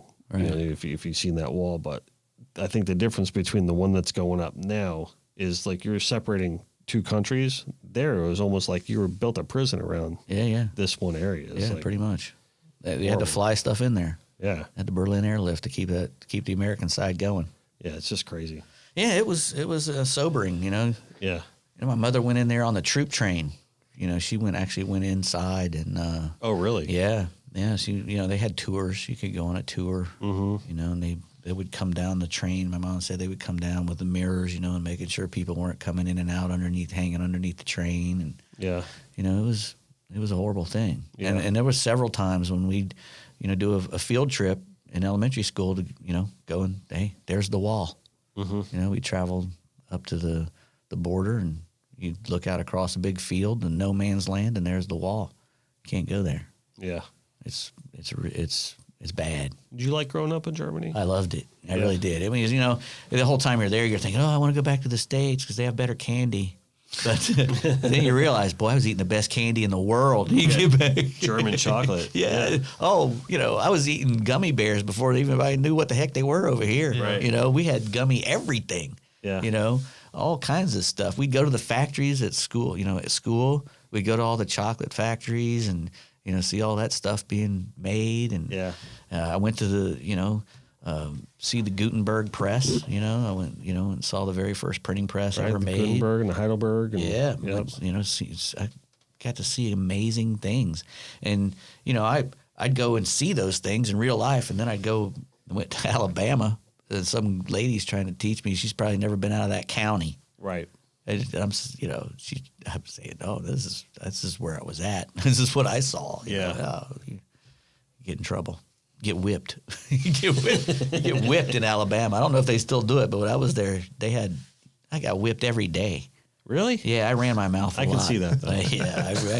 I wouldn't shut up for nothing, and I deserved it. But man, you get whipped in school, paddled, and I had red hair, so I was little. I was really a little guy for a long time. I was tiny. Yeah, I know how that goes. And and John doesn't know how. So they were, Listen, John. He's big and tall, and he doesn't get seasick. I was making friends with those. He has no idea what the pain is. Yeah, I had to make friends with a guy named Larry Walker. He was like 6'4" and 200 pounds in 6th grade. Mm-hmm. But before I met him, everybody in that 6th grade class, wanted a piece of my ass. They did. Really? I looked like a troll doll pencil. From Germany. Correct. I had a little a briefcase. I carried a briefcase into the school in Alabama, which was like, painting a big kick me sticker on my back. Right. So everybody wanted to kick my ass when I got there, except for the black dudes. Yeah. They didn't bother me much at all. They ignored me until I played football. Yeah. And then that was one good thing about Alabama. They taught me how to play football. Mm-hmm. It was a good football education. had a good football education. Alabama. Yeah. Well, I've only driven through. Keep driving. Yeah. Midnight in Montgomery. Keep driving. I apologize to everybody from Alabama. It's all right. It's all right. They're strong enough. They got Nick Saban. That's right. They don't need me. Alabama boy don't need me around anyhow. They'll fend for themselves. That's right. Cool. Well, I'm going to cut it short because I really got to pee. Okay, man. Dude, so bad. No worries. But, Dave, I want to thank you for coming in today. Once again, I had a lot of fun. Me too. Yeah. Me too. And I hope you I'm come almost back. starting to get hoarse. It's about time to quit, I guess. I hope you come back. I hope you come back again. We'll work out another time. Whenever you're ready. I still got a lot more. Yeah, I want to hear a lot more, too. Talk a little bit about some of these places a little bit more. Yeah. All right. Cool. Well, listen, your ego is not your amigo, right? Just do your best, let God do the rest. Always remember to eat, drink, and be local. Always buy all your vehicles at Joey Cardi Chrysler Dodge Jeep Ram, right? And don't forget to visit our website, connectedbywater.com, for all your custom service needs. If you're a boater, need apparel. If you're just a sea lover and you want to just shop online, check us out. Dave Ferrell, thank you very much. Thank you, brother. No matter where we are, no matter what we're doing, do not ever forget that we will always be connected by water. Yes, sir. Thank you so much. All right, man.